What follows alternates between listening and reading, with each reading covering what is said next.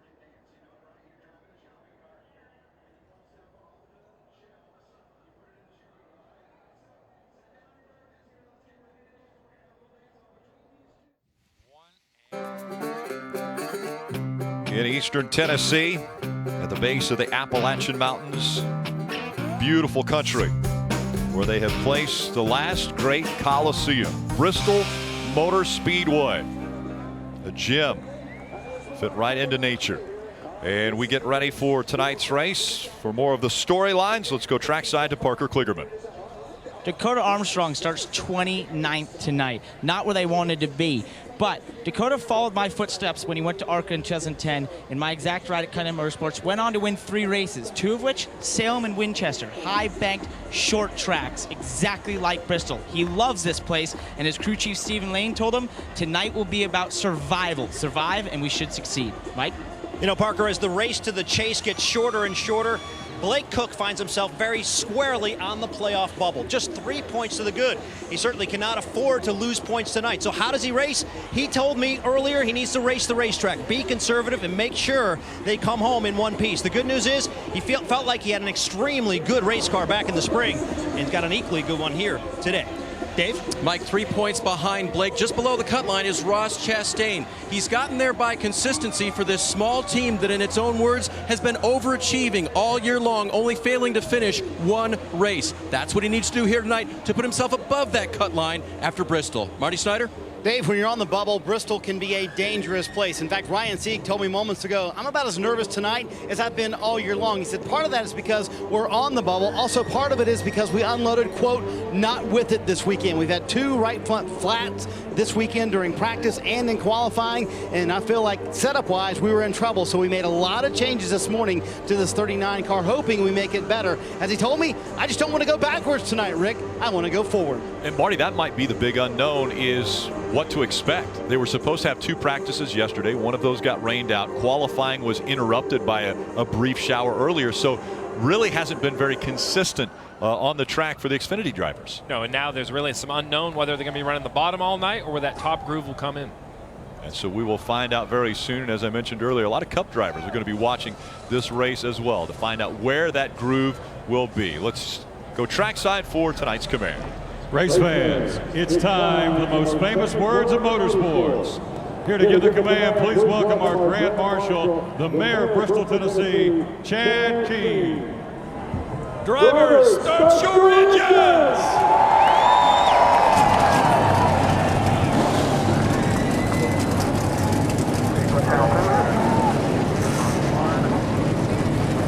There was some angst in that command. Everyone fired them up. Everyone ready for 300 laps at Bristol Motor Speedway.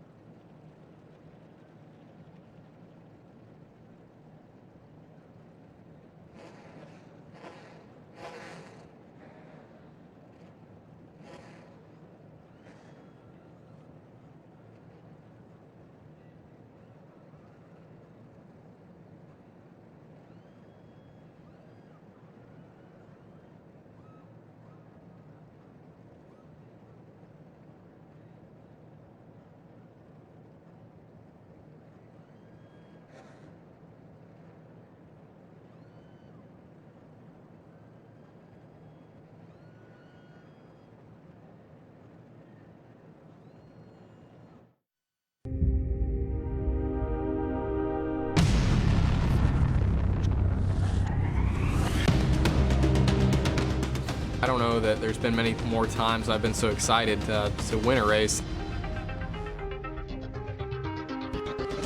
Eric Jones leads the race. Eric Jones, you beat the best, baby. You beat the best at Bristol.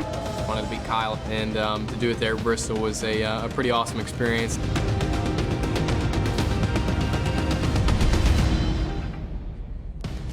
And like in the spring, Eric Jones will start on the pole once again. Welcome back to the NASCAR Xfinity Series Food City 300. Take a look at the starting grid as the cars begin to roll off of pit road.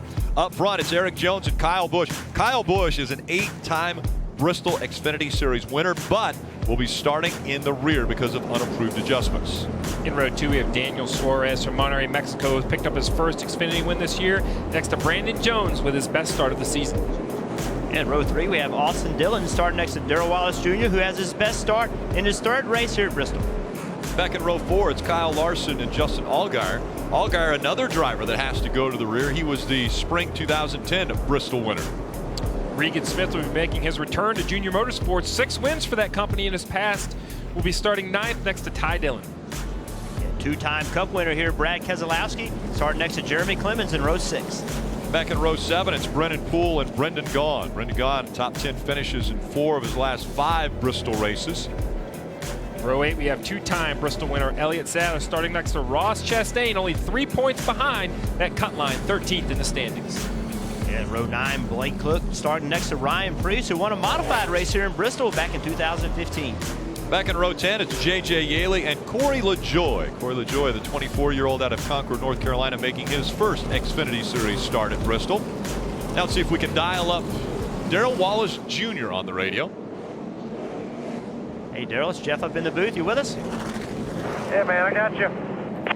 Well, you had a great qualifying effort today, but you're going to start on the outside. Does that make you nervous? I was nervous. I shouldn't be in this spot, right? Well, it's, you know, hey, listen, it's better qualifying good and being on the outside than qualifying bad on the inside. So with the racetrack changing the way we saw it change in practice, what do you think is going to happen tonight? You know, the weather's been playing a big factor, and it's kind of washing the rubber away. That we kind of wanted to see up top just to see if it would come in, but you know, my team has given me. They brought a great loudmouth exhaust Mustang to the track this weekend, so we're hooked up on the bottom. So if the top does come in, we'll just have to be on top of it.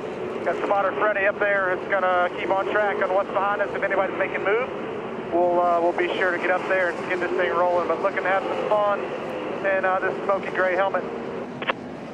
Well, Daryl, thanks for taking time. I know it's going to be an exciting night. We'll be watching. Good luck. All right, thanks, fellas. Have fun tonight. Appreciate it. Oh, we will definitely have fun. We're going to ride along with a few different drivers, including Ryan Reed in the 16. He has the Lilly Diabetes in-car camera. He starts in row 11.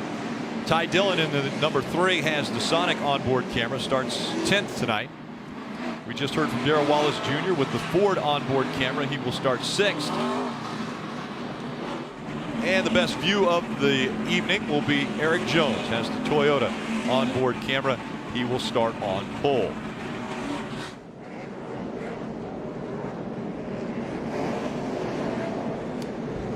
Two by two. Again, the preferred line tonight initially we believe is going to be at the bottom of the track, but there has been a limited amount of time that these drivers have been on track, so we will see how that ends up. Eric Jones on the outside. 19 of Daniel Suarez on the inside. As they come to the green flag, we're racing. The last great Coliseum.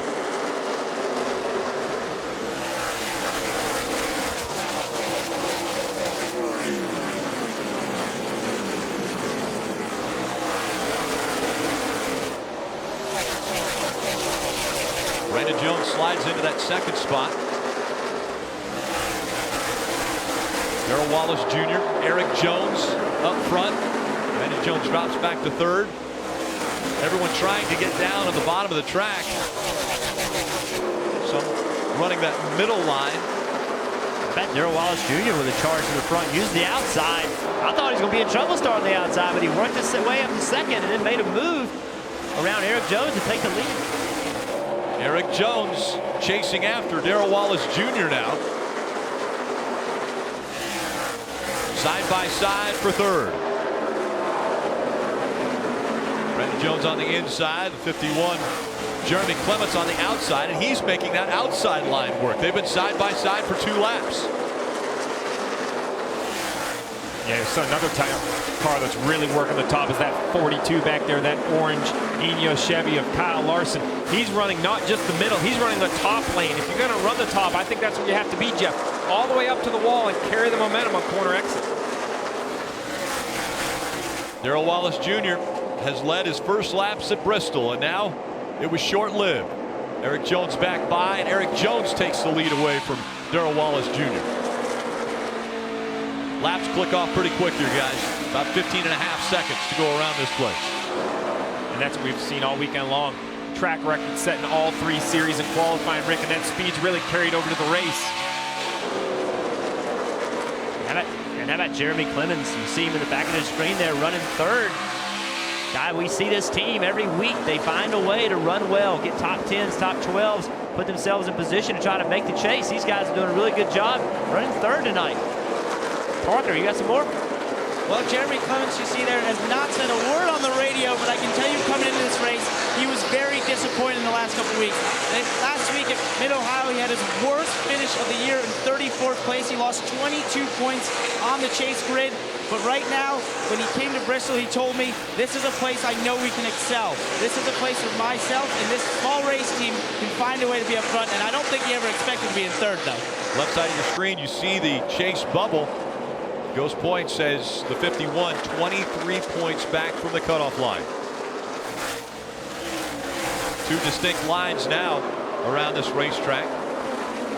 Ty Dillon in the 3 tries that high line. His brother will be coming up on the inside in the 2, Austin Dillon, former champion of the series. Regan Smith in the 88 just out front. 51 earlier in the race, using the outside. The outside lane got going very well. I mean, we saw Darrell Wallace Jr., we saw Clemens all use the outside to get to the front. So really interesting. I think that was probably the last thing I thought was going to happen. That was the outside was going to be good right on the restart, but that's the way it was. We'll see how the track changes. Now some of those guys that were running the high line, they've moved back to the bottom of the racetrack. Out front, it's still Eric Jones, Darrell Wallace Jr., Jeremy Clements, Brendan Jones, Daniel Suarez, the top 5. Marty. Well, Rick, one of the cars that we saw drop to the back at the start of the race was actually Kyle Busch. I talked to Chris Gale, his crew chief, before the race, and he told me that Kyle said something just didn't feel right during qualifying in the 18 car. And when they did a little further research, they found something wrong in the right front shock, so they had to change that right front shock. So Kyle Busch had to start at the back of the field tonight, but of course, in typical fashion, he's already gained 14 spots. It's going to be fun to watch the 18 come through the field this evening. Absolutely, and winningest driver in not only Xfinity Series, but also Xfinity Series at this racetrack. 8 times he has won here. Yeah, well, Justin Allgaier, he's also doing a good job of following Kyle Busch through. You see right here in front of Ty Dillon, the 88 of Regan Smith, trying to make that bottom work underneath Brendan Poole, or excuse me, underneath the 25.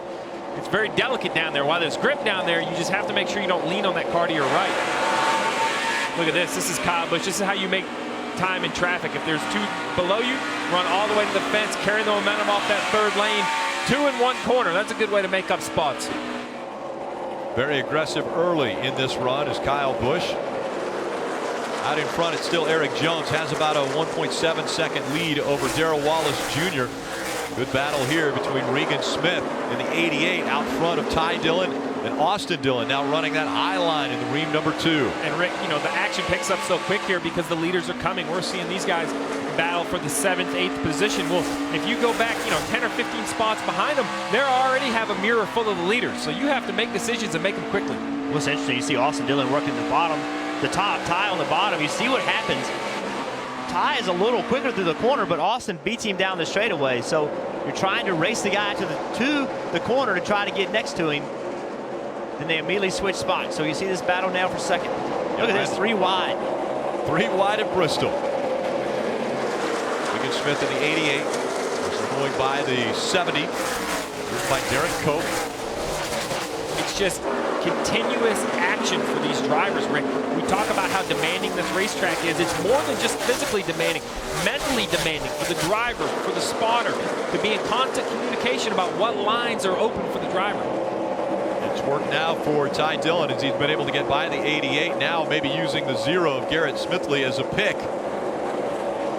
That puts Regan Smith up in the high line, and he had to check up as both the 3 and the 2 went by. See Larson, he got up to 3rd. Got by Darrell Wallace Jr. Larson did it on the bottom, but a lot of the passes he's made's been on the top. So Larson's using the bottom and the top depending on what the car in front of him is doing. He's just doing the opposite. I like that about this 42. Very universal. Be able to move around the racetrack will really help him as the groove moves around through the night. Eric Jones picking his way through the slower traffic around Bristol Motor Speedway. He leads once again.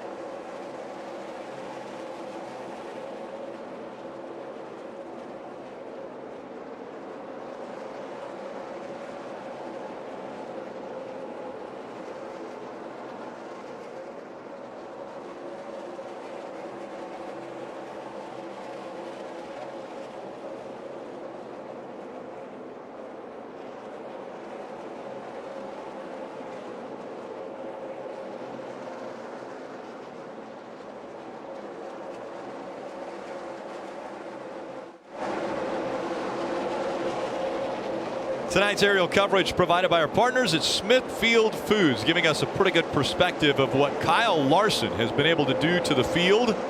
Kyle Larson has taken the lead away from Eric Jones. Jones is battling back. We're going to see instantly what lap traffic will do. Kyle Larson's kind of stuck behind a car. They're going to try to split the lap car in 1 and 2. So what do you do if you're a lap car? The bottom better? Is the bottom better? Is the top better? Where are you supposed to go? The lap car is supposed to go the slower line, but I wouldn't know which the slower line is. Mike. I'll tell you what, guys, one of the most versatile cars on the track has to be the 42 and Kyle Larson, a guy who almost won here in the spring, came back extremely determined and practiced throughout the weekend. He was one of those guys trying the middle and higher groove. It seems to be paying off right now. He's working up top, started 7th, already moved his way toward the front and making his way even closer to the front now, Mark. And Eric Jones certainly noticed that Kyle Larson was using that high line. He said, where did that come from?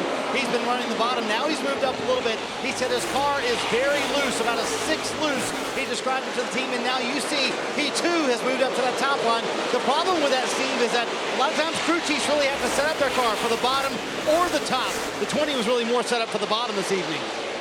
Well, I think the 20 is going to be in trouble because if the tops come in this early, Jeff, I really think the top's going to be dominant the second half of the race. But the 42 is fast everywhere. We've seen him up top. We've seen him down bottom right here. Rim riding, basically running the 3rd lane, getting this huge run down the straightaway. He kind of gets stuck behind the 51 of Jeremy Clements. What does he do? He just go to the outside of him, Jeff. He doesn't mind going wherever there's a clean racetrack. So his car is good enough to run the bottom, run the top, makes it 3 wide. Very aggressive, and even when he took the lead, he stayed aggressive. He's still running hard, still running fast lap times. So he's decided to attack this racetrack, and he is exceptionally fast right now. Jeff, you said anywhere there's a clean racetrack. You look out there on the track right now and you tell me where there's a clean racetrack. He's there found are cars everywhere. It is. It really is. It is cars everywhere. Look how fast they're going. I mean, that's the thing. You know, this little half-mile racetrack, things happen so fast because the cars are going so fast.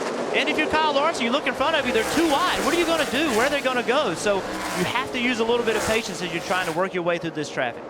Dave Burns. Darrell Wallace Jr. has fallen back to 7th position, about 6 seconds behind the leaders, guys. This car is just a little bit free, but that's half a lap around here, and you can't afford to give much more of that up as we head possibly toward a first caution. Parker? Brad Keselowski is currently 9th. He started 11th. In 2011, I drove that exact 22 car in this race. I qualified 11th, and I'll never forget Brad turning me and saying in the spring race that year, he went from 11th to the top 5 in 20 laps. Not the case here tonight. He said the only thing that's been said on the radio is his spotter, Joey Meyer, telling him where other cars are running, and he's responded, I don't care where they're running 1 and 2. All I need to know is where they're running in 3 and 4, and you see him use that high line in 3 and 4 right now. Well, with this pace, the 42 is setting. It's already lapping cars and lapping them quickly. He's lapped up to 18th, Rick. The 7 of Regan Smith, or excuse me, the 7 of Justin, that's once. I put him in the wrong car. The 7 of Justin Allgaier is all the way up to 15th, having to go to the back of the field. He's doing a good job of recovering, but Kyle Larson is coming. Yeah, Kyle Larson really setting a blistering pace right now and able to run anywhere. He can run the high line. He can run down to the bottom of the racetrack. Really a balanced race car right now. And speaking of coming from the back of the field, here's Kyle Busch. He's all the way up to 10th. So, and he's working on Keselowski for 8th. So Kyle just got by Clements for 9th. Now he's working on Keselowski for 8th. At lap 1, he was 36th. Lap 7, he was 30th. Lap 17, 20th. Lap 22, he was 15th. And now at lap 46, he was 10th. And listen, I know Kyle Busch is fast, and I know he finds a way to work his way through the field quickly, especially in the Xfinity Series, but this racetrack is allowing him to do that. It allows him to go 3 wide, 2 wide, still have speed on the bottom, still have speed in the middle or the top. That's what this racetrack is right now. It's multiple groove without one groove being just way, way better. So if you catch them and you go and you're fast, you just go around them rather than getting stuck behind them. 8th and 9th, and Kyle Busch right up on the back bumper of that 97 of TJ Bell. I just haven't remembered a race really in any track where we've seen so many options so early, and I think that's what's allowing Kyle Larson to lap cars. It's what's allowing Kyle Busch to run up to the 9th position. As you mentioned, Jeff, a good car, there are good cars, but then there's a handful of great cars, which means they can use both lines on the racetrack. Kyle Busch radioed his team and said, keep me posted on the leaders because I can't see them. I don't know what they're doing up there. And oh, by the way, don't tell me about where cars are at certain moments because by the time I get there, they're not there anymore. Yeah, things changing so fast. Again, laps being run at about 16 seconds flat now. So a little bit of fall off from the start of this race, but still 16 seconds around this track, and guys running everywhere, running the bottom, running the top. The one thing I love about Bristol are these long green flag runs, 53 laps, Rick. We've seen 100, 150 lap green flag runs. That really showcases the car. And the driver. Guys not making mistakes over this long period of time. And so many times we've heard drivers say, I forget to breathe sometimes. I'll go around the racetrack and I'll be holding my breath and forget to breathe.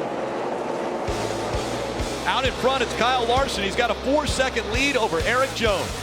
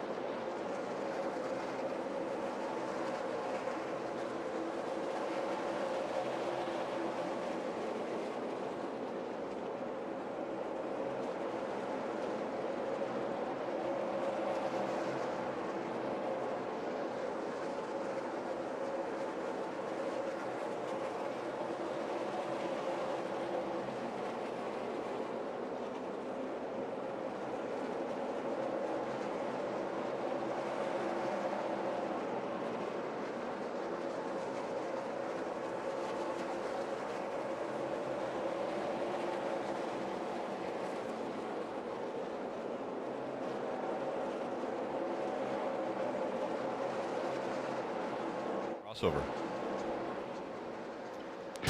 NASCAR on USA is brought to you by Credit One Bank, the official credit card of NASCAR, and by Toyota. Let's go places. Drivers trying to go places on the track at Bristol, places where other cars are not. And right now it's Kyle Larson who has been the best at negotiating through the lap traffic, and he's caught up to the 7 already of Justin Allgaier and put him a lap down, but Allgaier was able to get back in front of him. One thing I think the 7 and Justin Allgaier is doing a great job of is running the top, forcing the 42 off the top. The 42 is good everywhere, but I think better on that third lane. And guys, Justin Allgaier stayed at the bottom of the racetrack throughout the course of practice, but his crew chief told me earlier today that they had built in some adjustability to try to run the top. That's what he's doing right now. Keep in mind, he had a rally from the back of the field all the way up to 15, still trying to hold on to that lead lap. He's doing a good job. You know, there's nothing wrong with what he's doing. He's fighting for that lap, so he is going to make Kyle Larson go off his preferred line. You see Kyle Larson come down the hill right here, try to get some momentum. He can get to the left rear quarter panel, but can he clear him running around the bottom of the racetrack? Now we'll see how well that bottom works for Kyle Larson. Not able to clear the 7 of Justin Allgaier. So as these tires get older and the run gets longer, it seems like the groove has migrated to the top. So Kyle Larson, a car that could run everywhere a little while ago, now is kind of stuck having to run the top. So now he's having trouble getting by Allgaier. The big key here is going to be when they catch Brendan gone, what happens? Does Brendan slow the 7 down enough to where the 42 can get beside him? But then what does he do with the 62? Now he is beside the 62. So right now Kyle Larson's got to be thinking about a strategy to try to get by these two. Yeah, because the 7's not a 15th place car. He had to just start in the back. He showed some pretty decent pace. I believe if they could get some track position, they could run in the top 10. Again, the 42 of Kyle Larson, race leader. And riding along with Kyle Busch He's up to 7th already. You see the difference. He was able to get through just a few more cars and give himself some separation from Kyle Larson, where as opposed to Algar, who also had to start in the back, he was not able to get that separation. Now he has the pressure. So Kyle being able to get through traffic a little better had a huge difference in being able to take a little bit of pressure off of him at this point in the race. Ty Dillon holding off the 18 of Kyle Busch right now in that low line. The spotters told him the same. The 18 is running the low line in his fastest group, so stay down there. Hold that bottom line if you can. Now you see him move up and block to the high side. So far, Kyle has been frustrated in traffic and held off by Ty, but it looks like he's going to get the spot now. Still working on it. Kyle Busch at the bottom of the track trying to take away that spot from Ty Dillon, and the 42 was able to get by the 7 of Justin Allgaier. And then quickly cleared the 62 of Brendan Gaughan, made short work to him. Now he's looking at the 88, which is the next car in front of him. It's Regan Smith in the 88s in front of race leader Kyle Larson. And now it's only 12 cars that are on the lead lap. Marty. It's going to be interesting to see if the 88 can hold Kyle Larson behind him. I think this might be short-lived. And contact's made. Yes, contact, Rick. Sideways was the 88. The caution came out. Regan Smith was going up the track trying to make room for the 42 who was coming down below, and contact was made. This 88 got sideways. Looks as though the left front tire was cut. As the first caution has come out. I'd say it was fortunate there wasn't a large wreck. Obviously the left front's down, but no major contact with the wall. They got 3 wide coming off turn 4. Yeah, the 88 has to make room for the 42 right here. If he comes all the way up, it doesn't leave room for the 14 of Hermie Sadler. That makes the 88 surprisingly not spin. He just kind of goes sideways, gets it gathered back in. You know, what's the 14 to do? He's in that lane. He has to try to keep momentum. I just don't believe the 88 understood there was a car to his outside. Yeah, 3 wide at Bristol's tough. The 88 may not have known the 14 was on the outside. He did know the 42 was on the inside. Just needed to give Hermie Sadler a little bit more room. You see, good shot down the front straightaway. He just misjudged it a little bit. Again, fortunate. What a move by the 62 of Brendan Gaughan as well. Fortunate that wasn't any bigger than it was. So this means we'll have a restart. Well, how many guys will we see on pit road? All of them. I think everyone on the lead lap, 76 laps on that run. That's a long run on tires. I believe we're going to see all of our leaders pit. I think it's a no-brainer decision. They're all going to take 4 tires, and most of them better make some adjustments because the 42 had a 5-second lead when that happened. And pit road just opened. Remember at Bristol, you enter on the back straightaway under caution, so you'll see guys coming on pit road.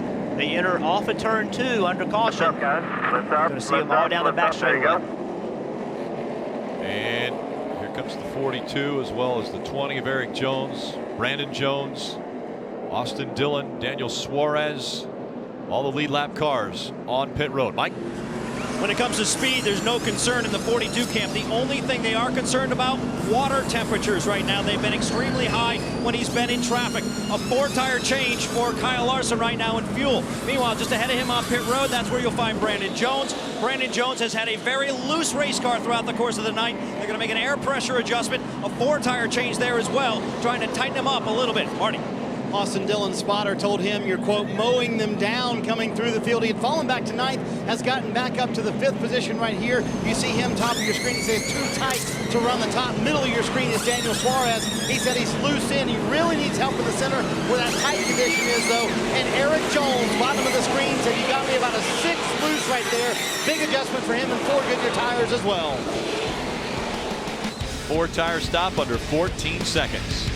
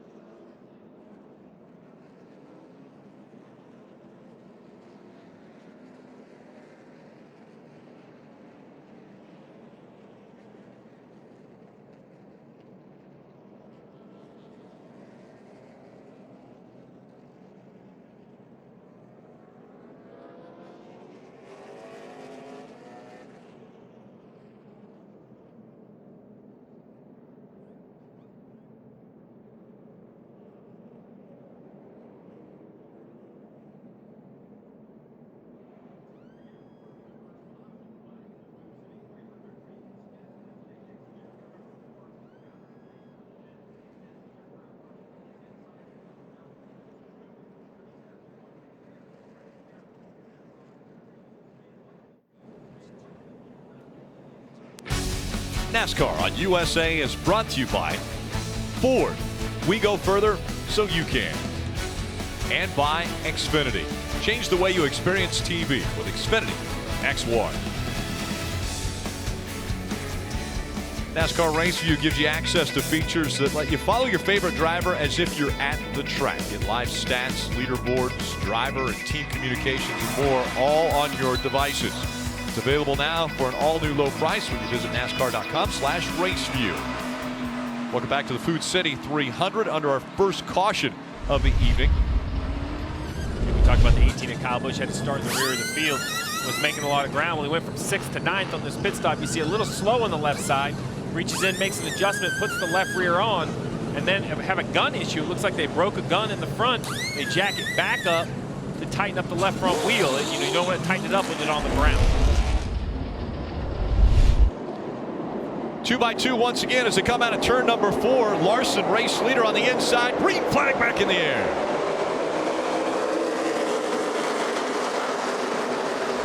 Eric Jones, Kyle Larson, 1 and 2. Larson jumps back out in front of Eric Jones, way up the racetrack, the 2 of Austin Dillon.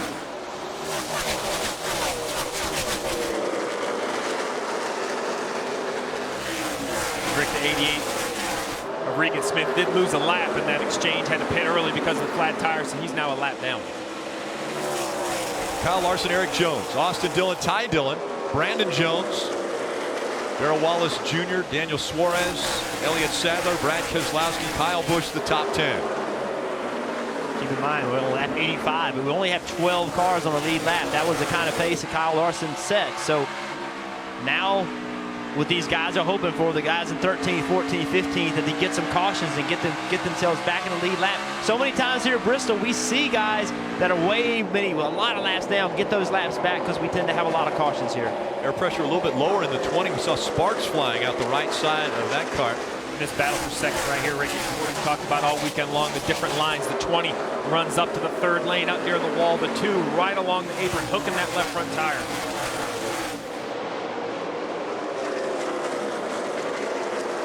You see Eric Jones, Austin Dillon.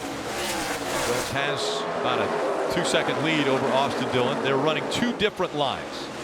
Way up the racetrack is Eric Jones. Down toward the bottom, Austin Dillon. Through that turn, they're going to do the same thing on the opposite end of the track as they go down the backstretch, chasing after that 42 of Kyle Larson. It definitely looks like the 20 of Eric Jones has made some improvements on that pit stop, Rick. We keep seeing some sparks out of the right side of the 20, but consistently running a little faster than our leader, the 42 car. Kyle Larson trying to hold on to that top spot. Larson already has led 56 of the 89 laps run. Eric Jones out front for 29 laps. Darrell Wallace Jr. has led 4 this evening as we ride along with Bubba. There's Ty Dillon looking at the inside. As we're riding along, listen to the throttle. Listen how much throttle Darrell Wallace Jr. uses. This is a fast half mile. Requires the driver to be really aggressive, use a lot of throttle.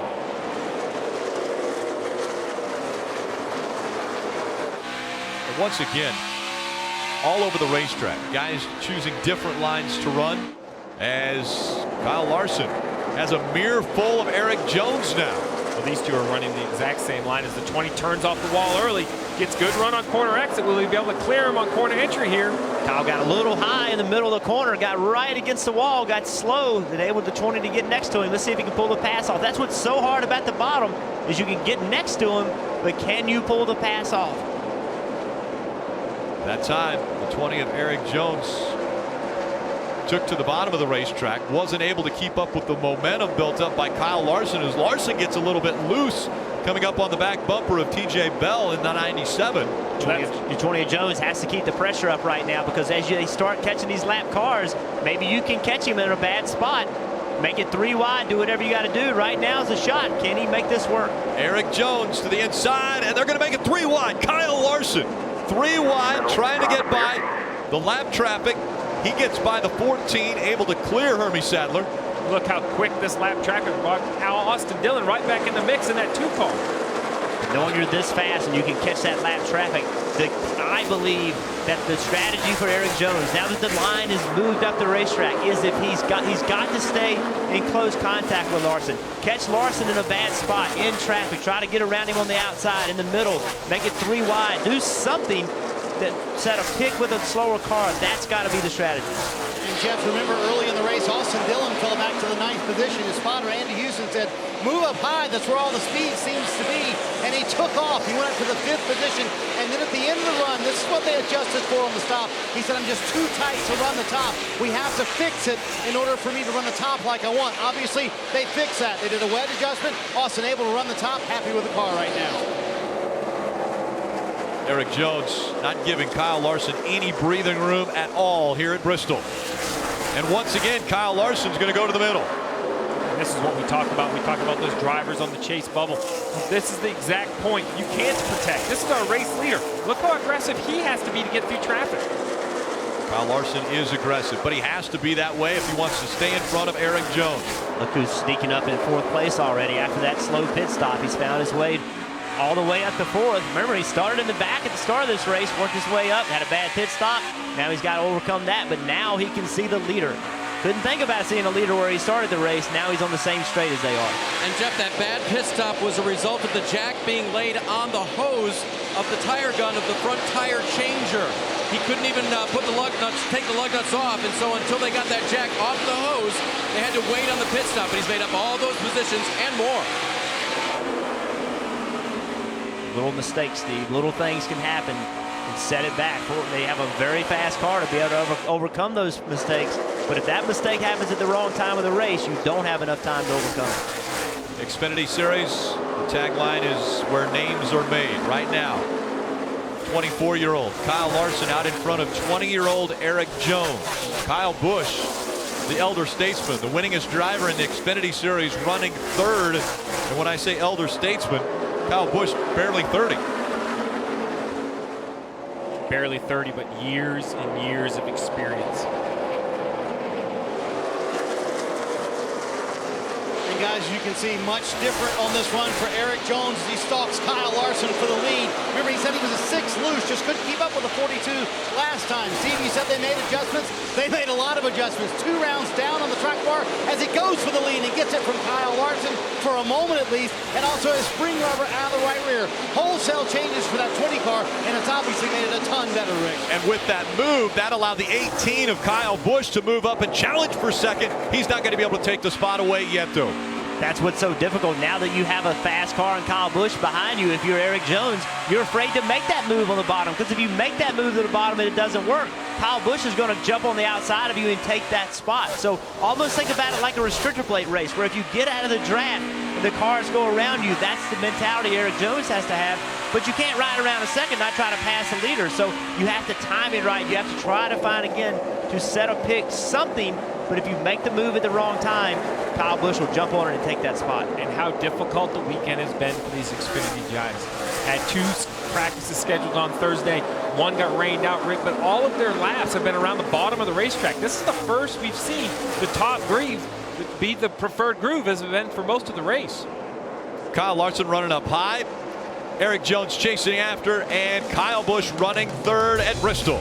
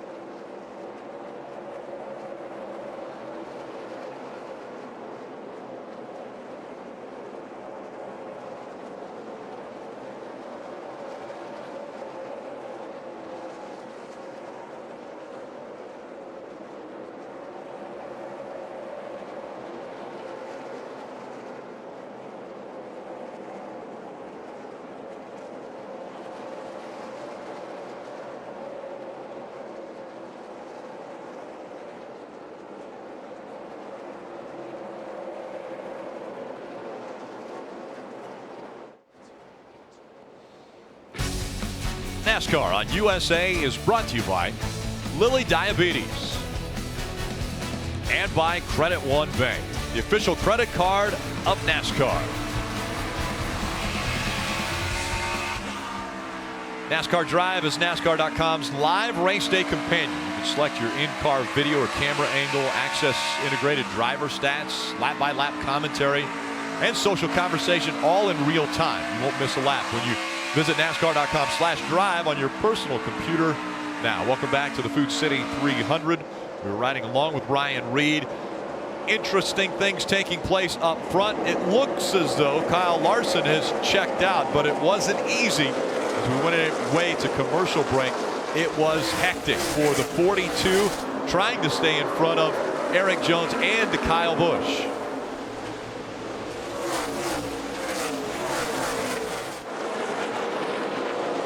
Kyle Larson now has a 1.2 second lead over Eric Jones. For an update, let's go to Dave Burns. On the one of Elliott Sadler, his car was, quote, numb on that first run. That means it wouldn't turn in the corner, so they made a track bar adjustment for him.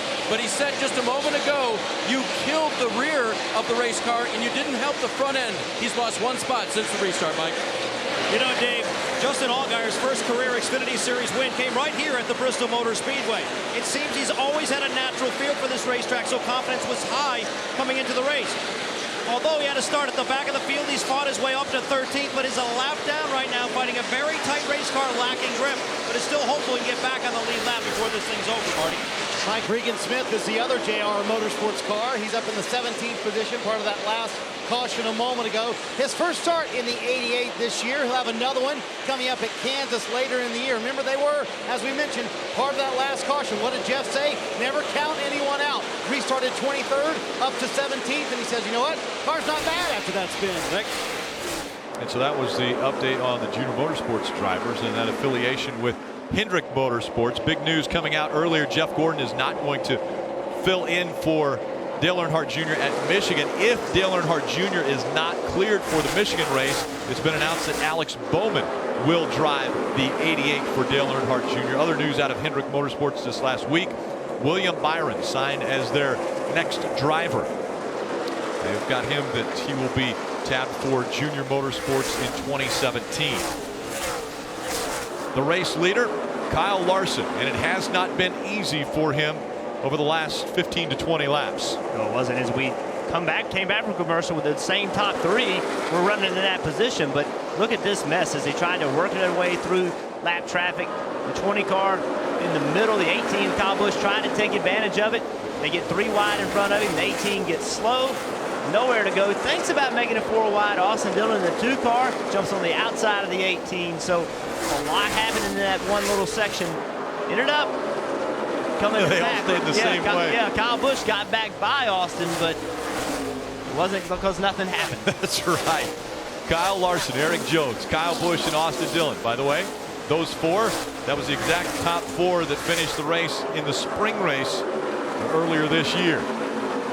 This is one thing that in my opinion, Kyle Larson, this is where this experience is so good for him. Kyle Larson is fast. We always know he's fast. He has speed. Can he manage the race? Can he get through 300 laps? These are the things that he hasn't necessarily shown the strength in. It's been a little bit of a weakness in running these long races. So this is an opportunity. We saw him right there without any pressure behind him get really, really close to the lap car. You give a little more room, give a little more space.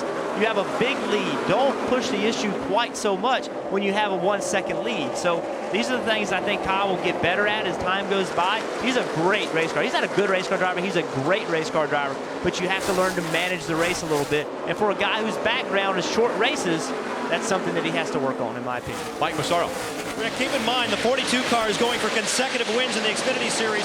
A week ago in Mid-Ohio, this guy, left of your screen, Justin Marks, pulled off the unexpected win with the victory. It was an emotional win, his first of his career, and he dedicated it to a friend, a fellow racer who had fallen, a guy that everyone has rallied around in this community. That would be Brian Clausen. Today, Kyle Larson trying to do the same thing inside that car, wearing a very pink helmet, a replica of Brian Clausen's favorite helmet. That's what Kyle Larson is wearing tonight, hoping to win in his memory and auction off that helmet later in the year. And a Amazingly enough, we just saw Kyle Larson go by the 33 of Brandon Jones and put him a lap down. Brandon Jones running 11. So only the top 10 still on the lead lap. And now the battle between these two guys, you see Brandon Jones and Brendan Gaughan racing each other. They want to be the first car lap down. And first car lap down, the caution comes out, you'll get back in the lead lap. So look for this race to get real aggressive. Well, and they better hope the caution comes out quick, because Kyle Larson has his sights set on the 10th place runner, Jeremy Clements. A nice run for Jeremy Clements, trying to claw back into chase contention. Currently 15th, 28 points out, but he still has a few races. It takes good runs like this, currently in the 10th position.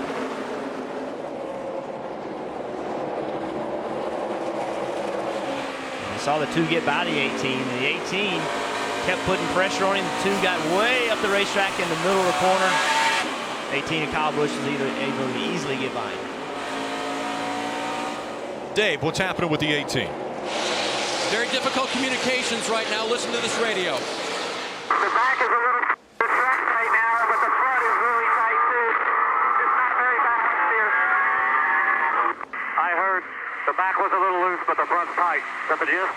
It's not very balanced was his finishing quote. I thought it was just me and my scanner, but the team is having the same trouble. It's intermittent radio, and that's very frustrating. Well, one of the things that every team has to deal with when they come to Bristol, it's so hard to communicate because it's so loud. Well, it's not just the noise from this 18. If it's intermittent, you know, we're in the these guys are in the corner about every 6.5 seconds. They're in another corner. So if there's a loose connection as they get in the corner, see pull that lateral G, it can wiggle the connection just enough, Jeff, where you can't hear the driver. You have to hear. Communication is so important.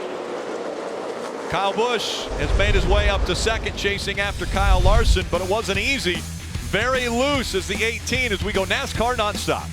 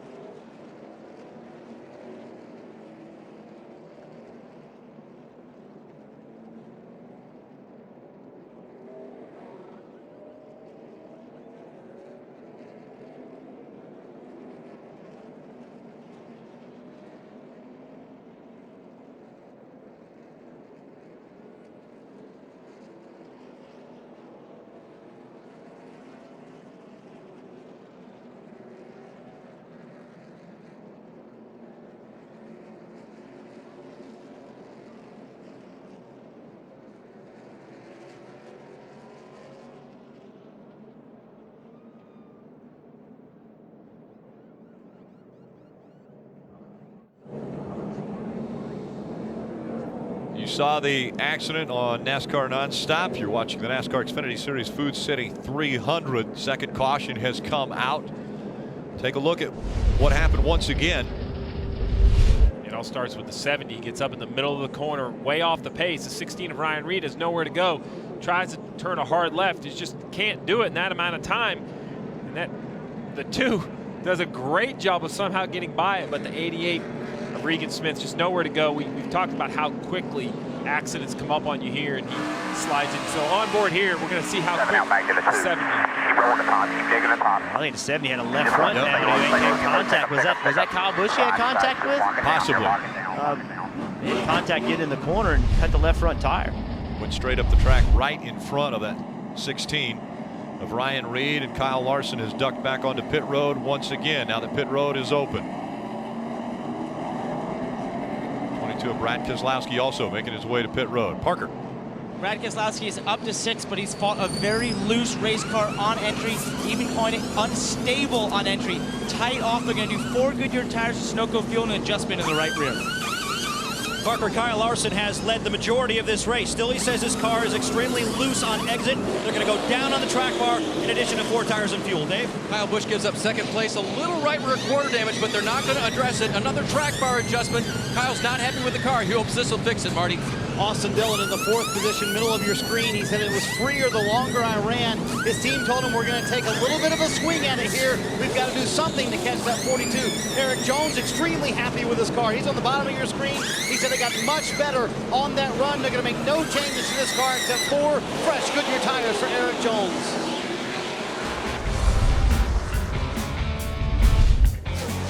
Crash taking place, the second caution of the night at Bristol. We'll be back for the restart.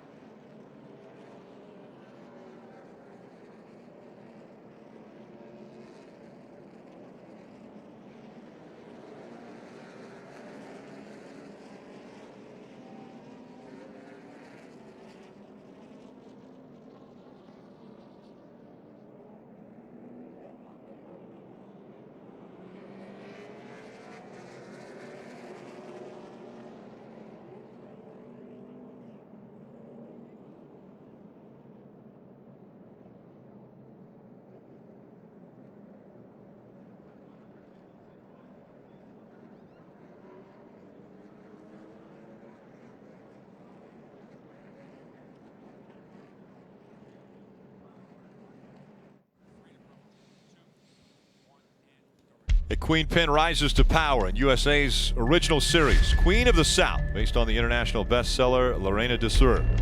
Queen of the South airs Thursday at 10 p.m., 9 p.m. Central on USA Network.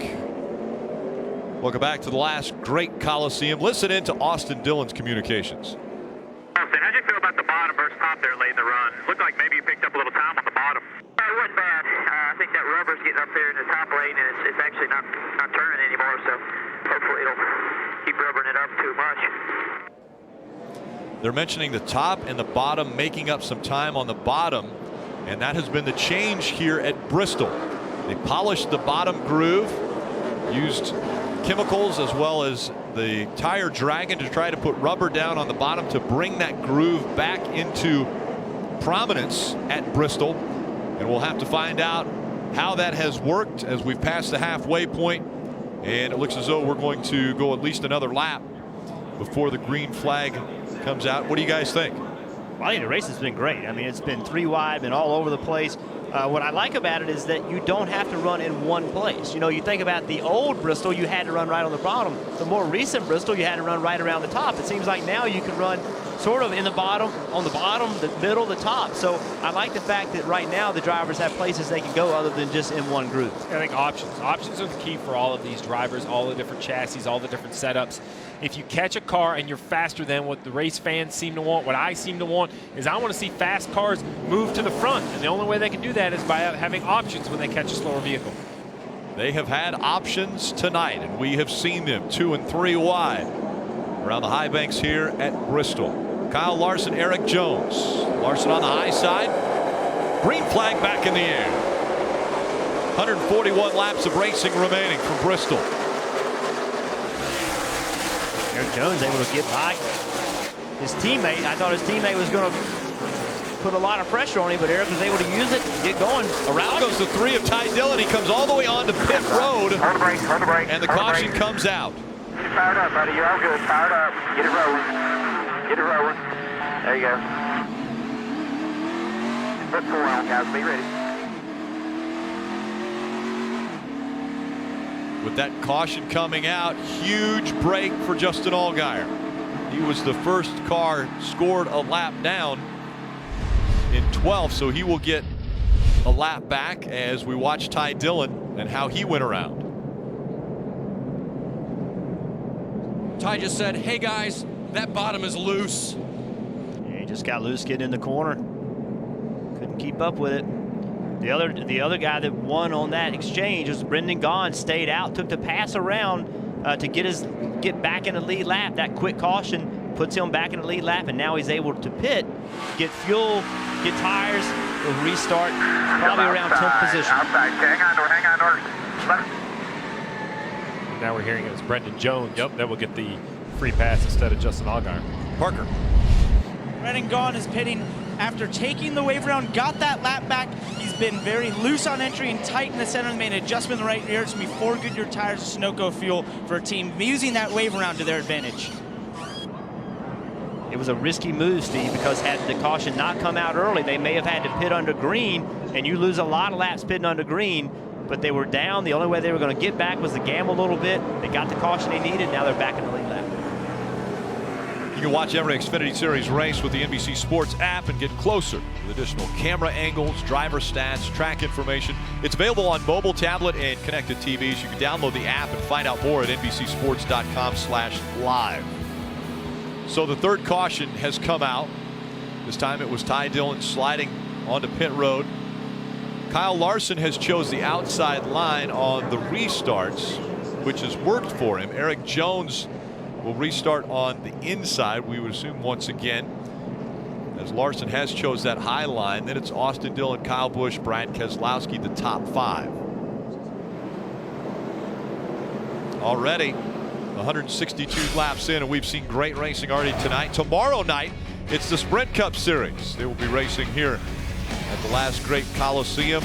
They'll be on NBCSN at 7:30 p.m. Eastern. Follows the gold medal soccer game, Brazil versus Germany.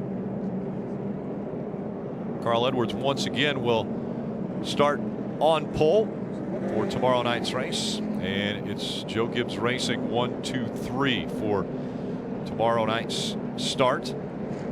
Very good in qualifying. You see hose on the track. They'll clean that off before we get ready to go back to racing. The restarts have been interesting, and Eric Jones has been not the lead car, but the second car on these restarts, and he's been on the bottom of the racetrack. Here's what they had to say on the communication about the restarts. Just make sure you're squared up on the restart. They don't want any games. No big deal, just relaying a message. Well, I'm not really sure what I did there, but either way, okay.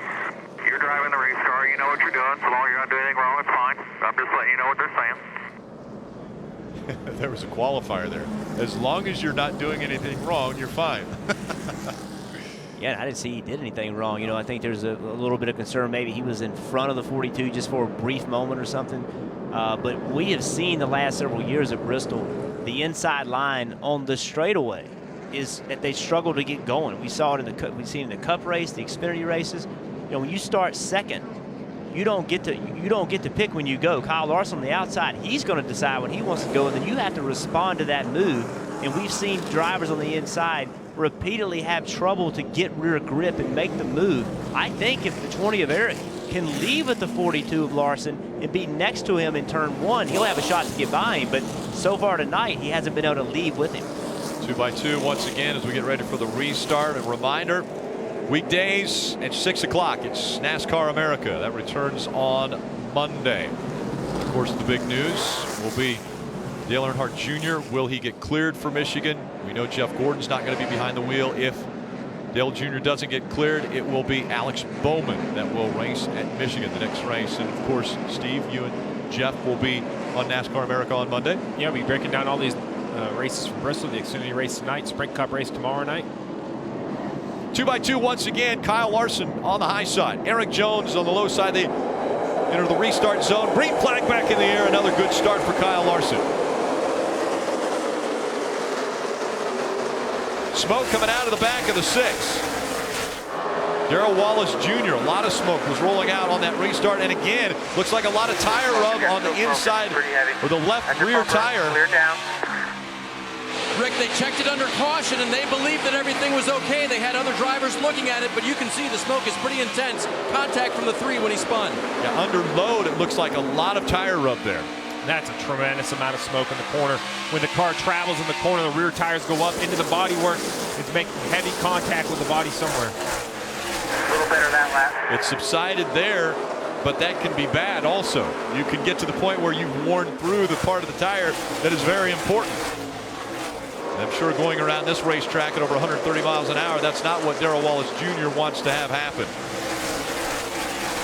NASCAR letting the 6 know on the radio, put a plan together, guys. And the left rear looks a little shiny on the sidewall. You can see it's kind of just a little shiny, a little sticky. That tells me that's where the tire rub is. As you mentioned, though, the smoke's gone, so it's either going to be good or really bad, but he's continuing to run laps.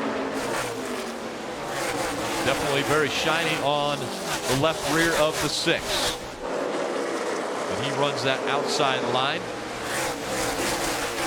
Still out front, Kyle Larson has Kyle Busch behind him. We ride along with Darrell Wallace Jr. looking back.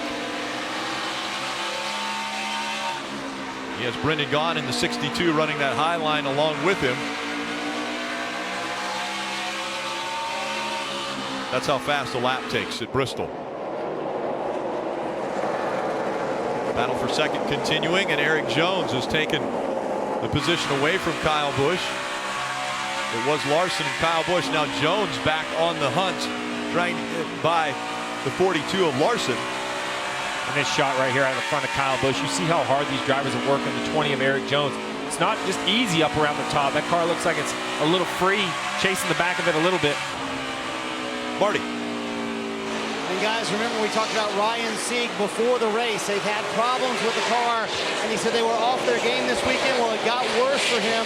They have a broken right rear shock mount. You see him going behind the wall. They have actually cut both of the rear shocks off the 39 car. They sent him out to see if he could possibly run like that, and he said, no way we can race like this. He made one lap, pulling the car in. Remember, he's on the chase bubble. He had 20 points to the good before this night started. We'll see how it shakes out by the end of the evening, Rick. Yeah, already lost a lot of points. He's only 5 points above that cut line now. As Ross Chastain in the 4, 5 points behind him.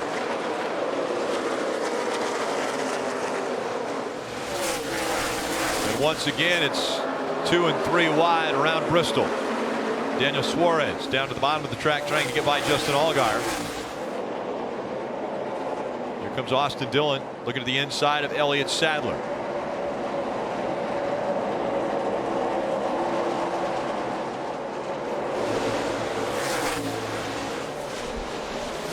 How do you set up a pass here, Jeff? We see the 2 of Austin Dillon go down low. He was chasing after the 1. The slide job works for him this time. That was just a good example of carrying the momentum into the corner. Just enough where you can move up the track and clear the 1, take the top lane away. Kyle Larson with Eric Jones right on his back bumper once again. Jones looked low there entering the turn, but swings up wide as Kyle Busch now coming back into the picture. Just seems like Larson's car is not as fast as these guys early in the run. I feel like Eric Jones is a little bit quicker, but as the run goes on, earlier in the race we saw, it looks like Kyle Larson gets better and better and better. So I think early in the run, they got to find a way to put pressure on Larson. And will that bottom line work as we ride along with Kyle Busch again running third? He's trying the bottom, trying to make it work. Now the middle as Larson and Jones run that high line. You can see Jones running him down. I mean, Jones is a little faster right now. One thing Kyle Larson doesn't want to have happen again is run second to Kyle Busch. He's done it 3 times already. Look how much faster they're going than the cars that they're lapping. I mean, at the closing rate is really high.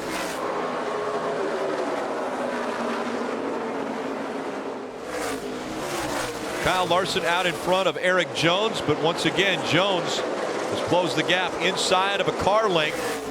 Larson turns down, trying to get by the slower lap traffic. And in doing so, almost opened the door for Eric Jones. So now with a little bit of clean track in front of them for just a moment. Kyle Larson and Eric Jones fighting it out for the lead. Here comes Kyle Busch. He looks to the bottom of the track, trying to get in the mix. Kyle Busch is really making the bottom work. He's not really gaining on the 2 in front of him, but it's not losing ground around the bottom either.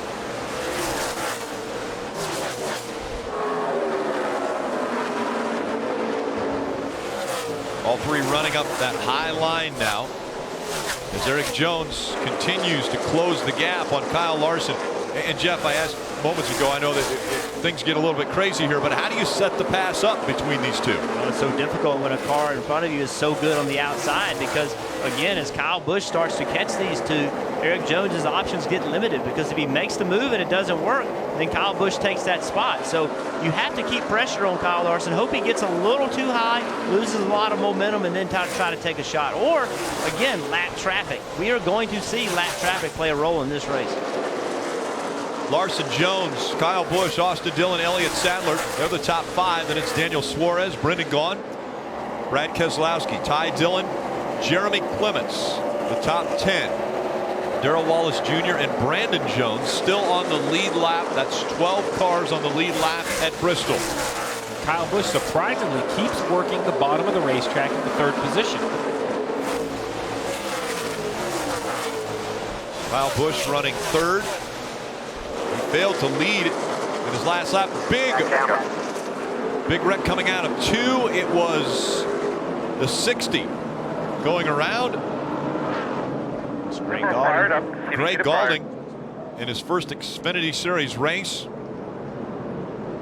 That wreck didn't happen right in front of the leaders, but it happened just enough in front of the leaders to put a lot of pressure on them. You know, it would have been easy for Eric Jones to not see that, not get the warning, and get in the back of Larson. They all did a good job. And that was a situation where the 60 of Greg Gaulding was sideways in front of numerous cars.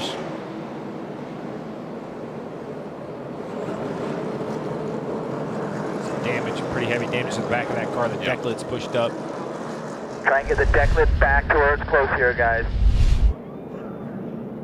At 33 of Brendan Jones sneaks by.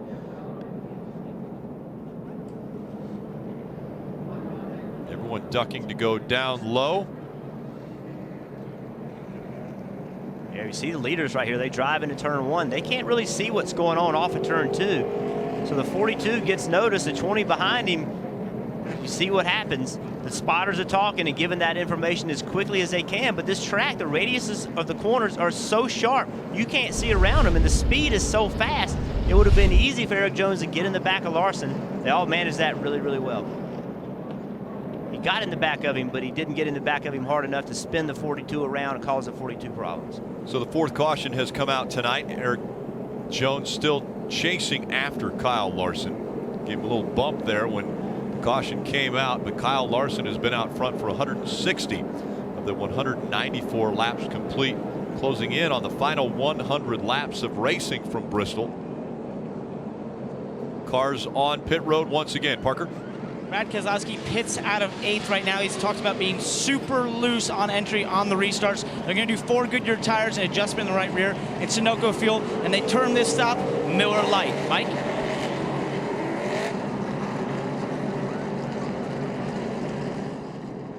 They've got the one car of Elliott Sadler a little bit better now, and are just going to put 4 tires on it, no changes, fill them up with fuel to the end. Actually now a wedge adjustment, but it's gotten quite a bit better for Elliott, who is running in the top 5.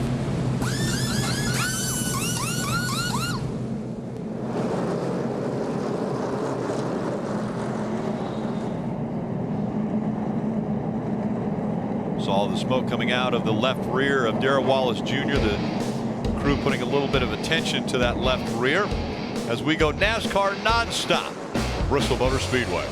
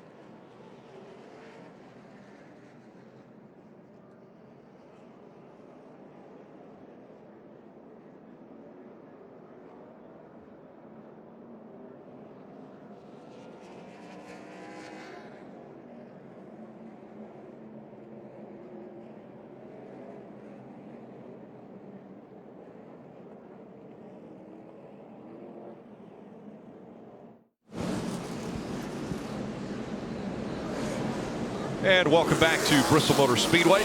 Kyle Larson still out front under this 4th caution. Eric Jones, Kyle Busch, Austin Dillon. A lot of the lead cars staying out on the track, and that just fell from the sky. One of those Chinese lanterns. Yeah, so they've decided that they'll grab that quickly. So someone in the camper Oh yeah, is they're like, proud. Yes, that's ours. Yeah, they're watching TV saying, that was us. Take a look at Colossus, the new addition to Bristol Motor Speedway. What an incredible feat of engineering. 700 tons. An incredible viewing angle from every perspective here at Bristol Motor Speedway. Over 1,150-inch televisions is what that would be compared to. Those screens. Rick, I'd be watching on that screen this restart. This is the first restart we've seen where the lead cars have those hot, a little bit worn tires. Doesn't have a lot of laps in their tires, but 28 green flag laps. Those rear tires going to be a little bit harder to hook up, especially for Eric Jones starting in that inside line. We'll see how it works on the restart. Green flag back in the air.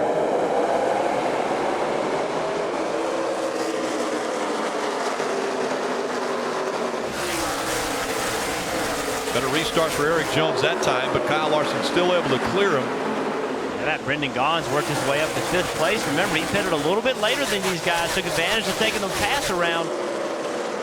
Worked his way all the way up to the top 5. A little bit loose there for Brendan Gaughan as he's running right in the middle of the track now. His comfort zone definitely the high line at most racetracks he runs. Again, Jeremy Clemens right behind him with another good run. 7th place under attack from the 1 of Elliott Sadler. Kyle Larson, Eric Jones 1 and 2. Battle between the 1 and 51 now.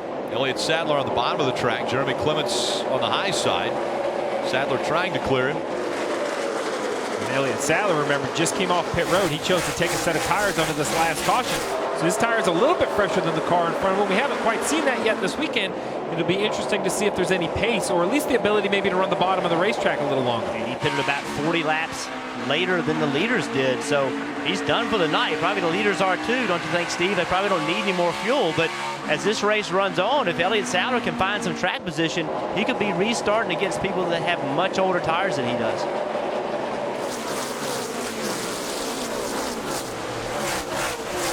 Ty Dillon in the 3, working the bottom of the racetrack. Now slides up behind the 51 of Clements on the straightaway, but dives back down low once again through the turns. Dave Burns. 6 of Bubba Wallace was on pit road, and you saw that he did not change tires on that stop.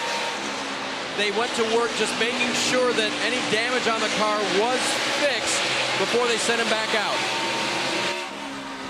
You see that red light flashing on his dash. It's hard to see if that's water temperature or oil temperature, but when the driver gets that red flashing light, that's telling him you have to pay attention to this. It's either water temp or oil temp that's running a little bit hot. Now it's not flashing anymore, so it's gone below, even though it's still red. Right. When it flashes, it's saying, hey, you really need to pay attention. Go into the wall. Stop, you're fine. Keep coming, keep coming. Hold the top. Got loose and into the wall when we were riding along with him. So a little bit of damage to the right rear as we jump back on board once again. And now he's trying to evaluate, is there damage? Did I hurt the car? Do I need, what is the problem? Do I have a problem? That's what he's doing right now. The only way to do that is you have to slow down just a little bit. Assume you have a problem. You see, he just got a little too high, got rubber on his tires, all that loose rubber, and got into the wall. He hit the wall not really hard with the suspension, but some of that right rear quarter panel, and even at a half-mile short track, as high banked and high speed as Bristol is, that damage on that right rear quarter panel is only going to make the looseness more difficult. And as we were riding along with him, you could see his helmet. He's a big fan of the Tennessee Volunteers. He's been a part of some practices for Tennessee in the football program, which is going to play at this facility 22 days from now. They will take on Virginia Tech. You see the T on Darrell Wallace's helmet there. This facility will be transferred into a football facility for an NCAA college basketball matchup between Tennessee and Virginia Tech.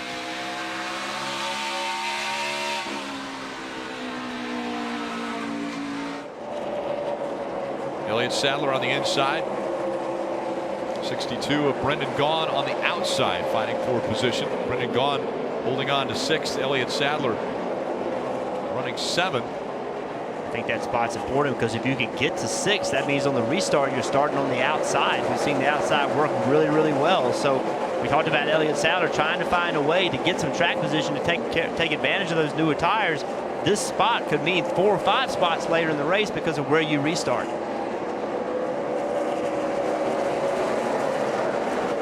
Battle for the lead continues. On the left side of your screen, Kyle Larson and Eric Jones.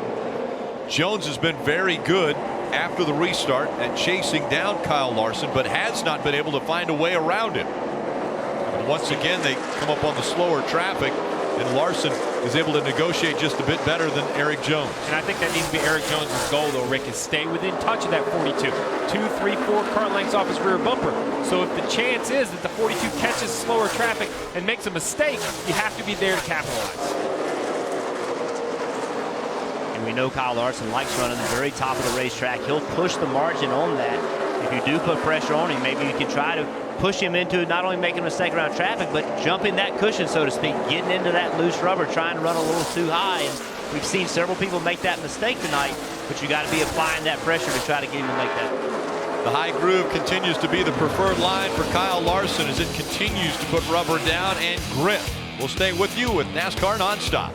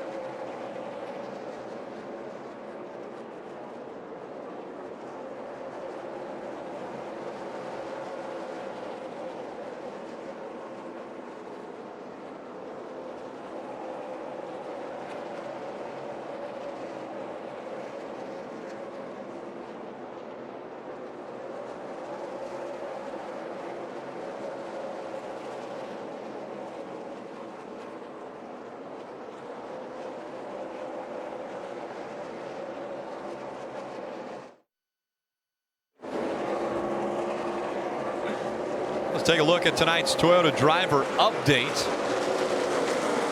Eric Jones running second, Kyle Busch third, Daniel Suarez in the top 5 running 5th. A great battle for the lead continues. Now it's a 3-car battle. It was 2.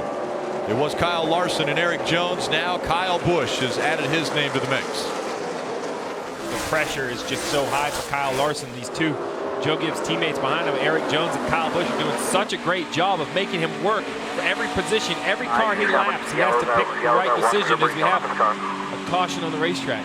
Caution has come out. The 6th of Darrell Wallace Jr. got into the wall once again, we believe. So the caution comes out. It is the 5th caution of the night. Let's take a look at why the flag is flying.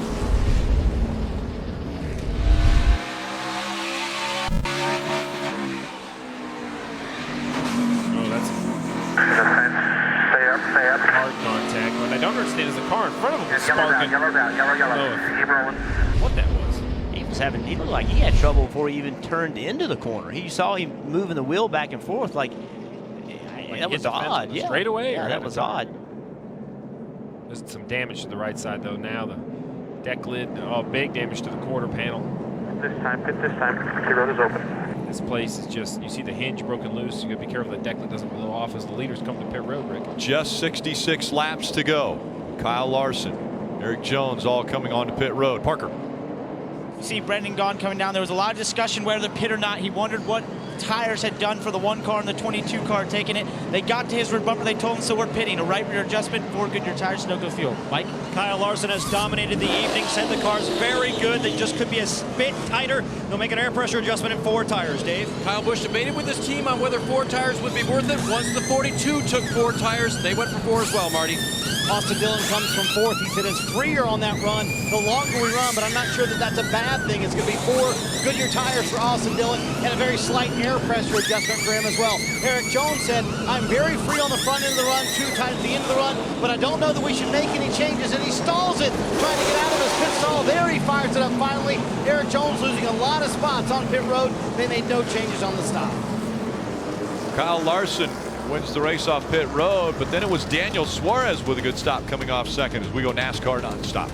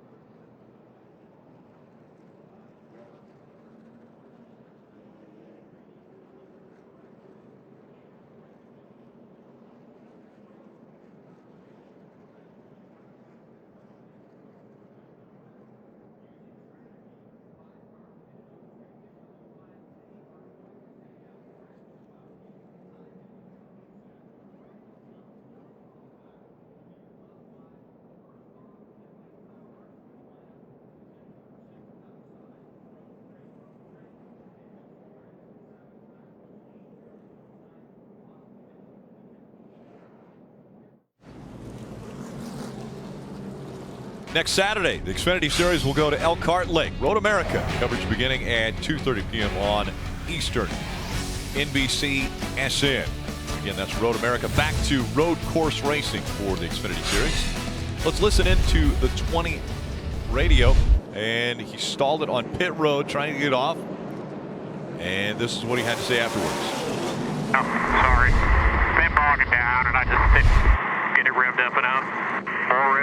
4 revs is better than not enough right there. No worries, got a long way to go here. A lot to get ready to play out, different strategies. It's going to be a lot of work, though. Eric Jones currently 9th now.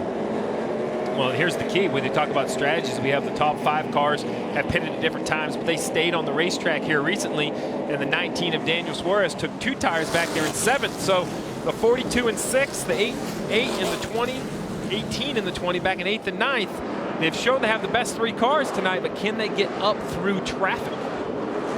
61 laps to go. When they come around this time, it'll be 60 when the green flag comes out. It's Brad Keselowski and Ty Dillon, 1 and 2. Elliott Sadler, Brandon Jones in row 2. Back into the restart zone. Green flag back in the air.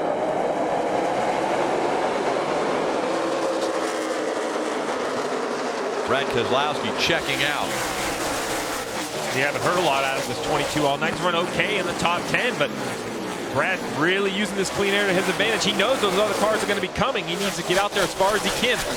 Oh, Elliott Salos on the bottom trying to get in front of the 42. Really slowed him up. Aggressive move trying to get back to the top. Kyle Busch goes to the bottom of the track. 42 just looks free. Running the high line again. Now he's going to have to work by cars in front of him if he wants to take this win back. Here comes two of Austin Dillon trying to make the bottom of the track work. See Eric Jones back there in 10th. Stalled the car, he pitted, which lost his track position. Then he stalled the car, that lost even more track position. He went from battling for the lead. Now he's all the way back in 10th. Sideways go Daniel Suarez. Eric Jones gets caught up in it. Caution comes out.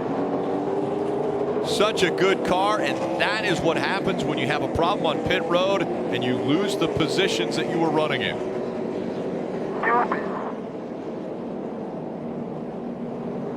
See the water coming out of the 20. He's done for the night. Pretty good there. Get it back to us if you can. Probably going to the garage here. His teammate also with a lot of damage.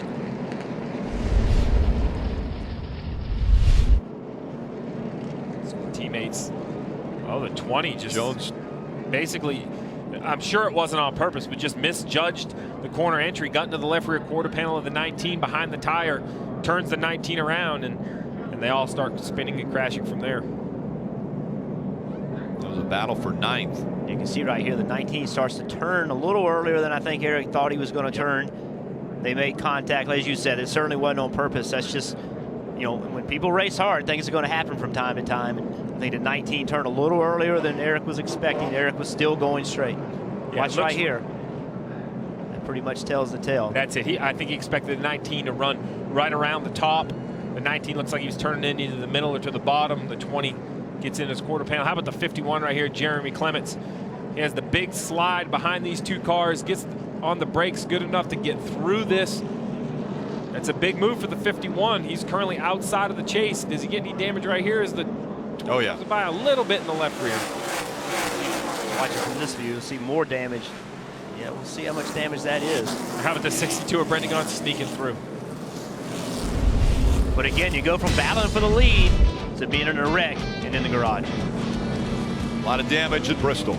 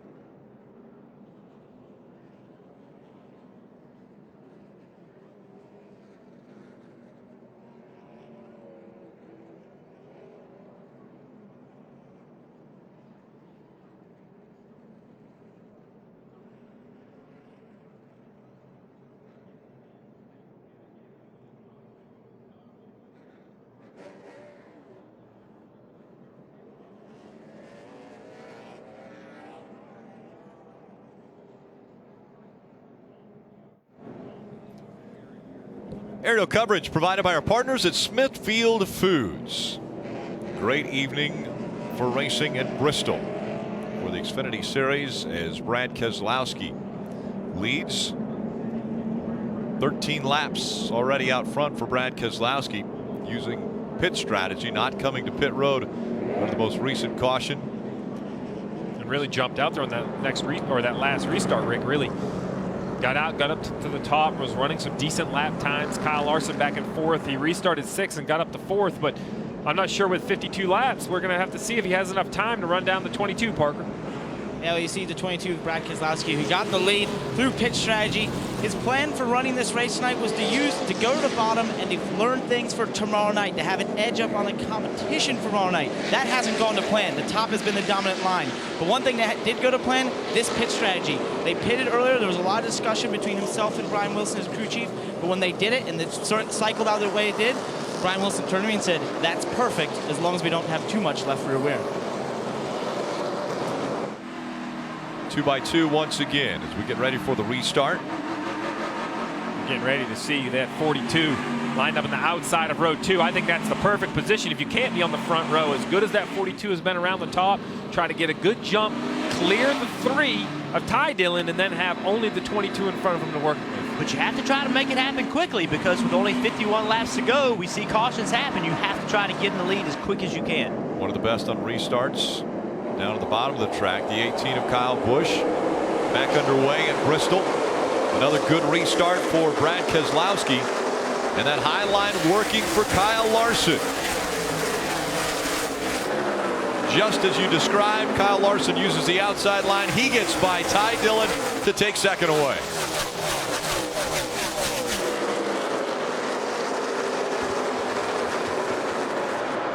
Now with 49 to go, the 42 just needs to settle in. The 18 of Kyle Busch, he's fighting hard with the 33 of Brandon Jones, trying to get to the front himself. He wants to be a part of this battle for the win.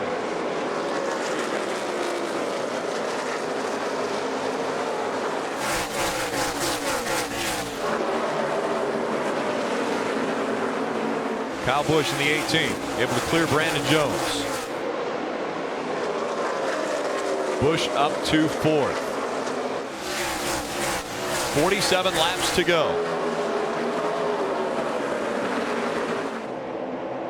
Remember, Ty Dillon, who's running 3rd now, rebounded after an accident on the earlier restart where he was coming off of turn 4, got sideways and slid onto pit road. He's been able to get up into the top 3 and hold on to that 3rd spot. I think we're getting ready to see what kind of options the 42 has. I believe he's better than the 22, Jeff. But can the 42 set the 22 up for the pass? The 42's option is the slide job. Kyle Larson is really good at that. He's got to try to enter turn 3 or turn 1, close to the 22, turn left, overdrive the entry of the corner, try to slide in front of him, and then get way up the racetrack. That's going to be his only option. He lost a little time in that last set of corners in 3 and 4. I think he got too high. Lost some right rear grip. You see he's a little bit lower now. You know Brad Keselowski knows that's the move, though. So when the 42 does dive in there, I bet Brad overslows it and tries to cross him back over. And, of course, these 2 cars right behind him, Ty Dillon and Kyle Busch, they're ready and waiting. Let's see some action in front of us. This highlight at Bristol, it created the opportunity for the slide job, being able to, again, overdrive the entry, slow down, don't hit the wall. We saw it a lot. It was really the only way to pass. Well, one of the best at that is Kyle Larson. So let's see if he can make it work. But you're right. I think Brad knows that's coming. Can he counter it? Kyle Busch with a power move to take over the 3rd position, though. But here it is. The 42's under the 22. Can he get enough acceleration off the corner? The bottom line was used for Kyle Busch to get by Ty Dillon. Now, having to go to the middle of the track, Kyle Larson trying to take the lead away from Keselowski. Couldn't do it that time because of the lap car in his way. That's that groove we're talking about. They prep the bottom 4 or 5 feet. You have to get your left side tire to that prepped area or you just lose grip. Looking low again. Kyle Larson strategically trying to figure out how to get by the 22 of Brad Keselowski without losing the position to the 18 of Kyle Busch. The 18 is there because he wants to know if the 42 pulls out of line, the 18 wants to fill that line right here. There's no question these 2 cars are faster than the 22 of Keselowski. But with the high line working into being the prominent line, it's going to be very difficult for these guys to get by. We saw Kyle Busch use the bottom of the track. He goes down there again, trying to take second away, maybe even the lead. That is a strong move by the 18 to even stay that close on corner exit. Now we have lap traffic that's going to slow the 42 down. He's going to go 3 wide through the middle. Brad Keselowski holding on to the lead. Battle for second continues. Kyle Busch on the bottom of the track. Kyle Larson trying to stay 1 groove ahead of him. And the 18 has to slow down because of the 97 on that low line. And Kyle Larson kept Kyle Busch stuck on the bottom of the racetrack. He did not want to give him any room so that he could make it 3 wide. He intentionally blocked Kyle Busch behind that lap car. Yes, be careful though. When he turns down off turn 4 like that, he leaves about 3 or 4 feet open. The 18 of Kyle Busch will want to put his nose in there and force the 42 to run the bottom. Only 35 to go. These guys know they've got to go. 35 laps here happens quickly. And again, all the lap traffic coming into play. I was just thinking, Rick, you said 35 to go, Jeff, and I instantly looked up in front of the leaders. There's so many cars coming. Brad is holding these 2 guys up, but Brad has every right to try to win this race, even though his car is not as quick. He's going to have to make a move on the bottom. He's not going to give them the outside unless they can find some way to get him caught in lap traffic. And when the 42 goes to the bottom, he's going to be committed, because if he doesn't complete the pass, I'm confident the 18 will have that spot filled behind him. Here he goes. He's got to find an opening.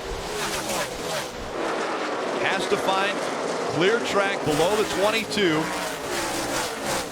And the 18 lurking back there once again, waiting for a mistake, waiting for an opportunity. Close as these guys are running, as aggressive as it's going to get. The 3-car Ty Dillon, he might be sitting in the best spot. And look at all the traffic in front of them. They're 2 and 3 wide, half a straightaway up. At the pace these guys are going, they're going to be on top of them. 3 wide in front of the leaders. Brad Keselowski working the high line. NASCAR is going to let them see the blue flag with a white line through it. Oh, you saw the 42 get into the back of the 22 as the 22 got slow. The 42 went low. Kyle Busch behind him looked at the outside, trying to get on the outside of the 42. But what respect these 3 are having for one another. The 42 checks up, the 18 touches his bumper, but he checks up. They don't want to move each other, they want to pass one another. Here comes Kyle Busch, looking at the bottom of the track, trying to take second away. Can't make the pass that time. I like the effort, though. I like that right now is a chance to try to make that work. If he doesn't, if he keeps waiting, I think the 3 of Ty Dillon's going to be too close to him, and he won't be able to make that move, because if it doesn't work, Ty will take that spot. Right now, there's enough space for him to try it. And he continues to try the low line. Kyle Busch going all the way to the bottom of the track. This time a good run, side by side with the 42. Battle for second continues. Now the 07 comes in, or the 97 comes into play once again. You said it, Steve. You have to almost be on the very, very bottom. But as they caught that slow car, Brakeback Jr., it really messed up what Kyle Busch could do. He no longer could run the very bottom, leaving turn 4. Parker. The 22 of Brad Keselowski holding off Kyle Larson and Kyle Busch. And as a race car driver, that's one of the hardest things to do, is to hold off 2 cars who are obviously faster than you. With spotter Joey Martin, you see Kyle Larson dives to the lead on the 22. Tried the slide job, couldn't make it work. Here comes the 18 of Kyle Busch. And it's going to cost him second, Rick. Gonna put the 18 back behind you. 18 behind you. Sideways is Kyle Larson now, as he's lost a spot. That was the time he had to try it, though. The 22 of Keselowski got caught up, got slow. That was his opportunity. He had momentum going into turn 3. He had to try it at that point. It didn't work, but that was his shot. Now he has to settle back in, though, with 23 to go. Put a rhythm back together. The Kyle Busch and Brad Keselowski, they're not going to run bumper to bumper. You know Kyle Busch is going to push the issue. With 42 needs to be there to capitalize if they both make a mistake. And there's space. Now there's space. So see right here, the 22 got slow. Getting underneath the 90. These 2 guys got aggressive, made it 3 wide. Now look at the gain made on the straightaway. So with that momentum, the 42 of Larson makes the move. Doesn't quite clear him. Loses second, falls back to 3rd. Now Kyle Busch is working the bottom of the racetrack, like you mentioned, Rick. Keselowski has to duck down low. Kyle Busch right on his back bumper. This is the shot right here. This is the chance for Kyle to take the lead. It slowed the momentum down of Keselowski. He's got to run on the top. Oh, and the 18 has to check way up. Caution comes out on the track. Saw a lot of smoke there. The 4 of Ross Chastain. And right on the chase standings bubble. He's got big damage. He was running 14th, and look at the side of that car. It's going to be costly. As we saw the 39 of Sieg have trouble early in the race. Sieg is 13th. Dave. Or 12th. Jeff, he was in. The 4 of Ross Chastain was in. He was running 14th, 2 laps down, but with Ryan Sieg off the track and probably finishing 36th, he had moved his way inside the cut line. You can see it there on the left. He was +2. Now it's up to the Johnny Davis Motorsports crew to try to fix this car, but with only 19 to go, I don't know if he'll be able to get back out. But listen, with only 19 to go, I mean, you just got to do whatever you got to do. Even if you go out there and just go around there with the, with the car tore up, because you have cars that are 7 or 8 laps down. You can't quit. I saw him saying to quit, but you can't quit. You see damage coming off turn 2. He just comes up the racetrack, doesn't feel that the 88's there, or feels the 88's going to give him the spot. That's Bristol. That's what happened, especially with the 2 different lines, the bottom and the top. When you come off the corner exit, they converge on the straightaway. You have to make sure you're clear. Mike Massaro. And Eric Jones has just walked from his transporter. He was involved with an earlier incident. Caught your breath, collected your thoughts. What happened out there? I just made a mistake. I basically turned the 19, and it's unfortunate. I feel bad for Daniel. I feel bad for his team. I feel bad for my guys. Reese's Camry was really good, and it deserved a good finish, and probably was good enough to win. And I just threw it away on that restart, just trying to make too much happen too quick. I was just trying to get back in line behind him before the 51 got there, and I wasn't clear. And it's really mad, just mad at myself. Just too bad. And disappointed Eric Jones, a guy who won here in the spring and led over 30 laps tonight. Rick? Rick, Eric Jones, though, the statement he makes right there, taking the credit, mad at himself, that doesn't help the situation tonight. It doesn't help the 20 or the 19.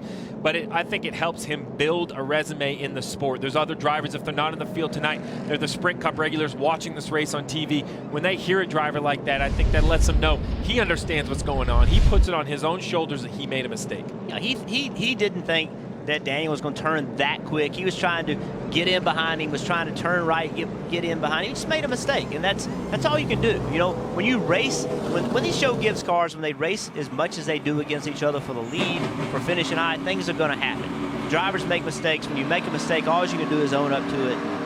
He was man enough to do it, and I applaud him for standing up and saying, hey, it's my fault. Things are going to happen there. Things are getting ready to happen on this restart. An absolute sprint to the checkered flag. Immediately following tonight's race, it's the NASCAR Xfinity Series post-race on USA. It'll be under 15 laps to go. An absolute sprint will be taking place, and leading the field to the green flag for the restart will be the 22 of Brad Keselowski. Let's listen into his radio. I know it's redundant, but everything happens with them guys on exit. Center and exit. Into the center, they really don't make humongous gains with you. Everything's center and exit. And that's his spotter just telling him where he's weak, where the cars around him are making time. Because if you're Brad Keselowski, you're not looking in the mirror. You're paying attention to what's going on. So now the spotter's giving you some information. You certainly, hey, it's repetitive. That means he's told him over and over and over, but you're just trying to give your driver all the information you can to give him the best chance. Well, things happen so quick here during that accident. These leaders were in the middle of 1 and 2 right here. They're coming off turn 2 to head down the backstretch. And look how much they have to check up instantly. The 22's there, the 18 checks up, the 22 drives off pretty deep into the corner. That's how quickly they come up on accidents. Yeah, the 18 of Kyle Busch had a checkup. He was right behind the 46 of Brandon Godovic as they enter the restart zone. Green flag back in the air. 14 to go at Bristol. Ty Dillon, a great restart. He goes right by Kyle Busch and takes second away. Keselowski better not give him the outside. Ty Dillon looked to the outside. Now on the back bumper, the 22. Kyle Busch working the bottom of the track, trying to take second away.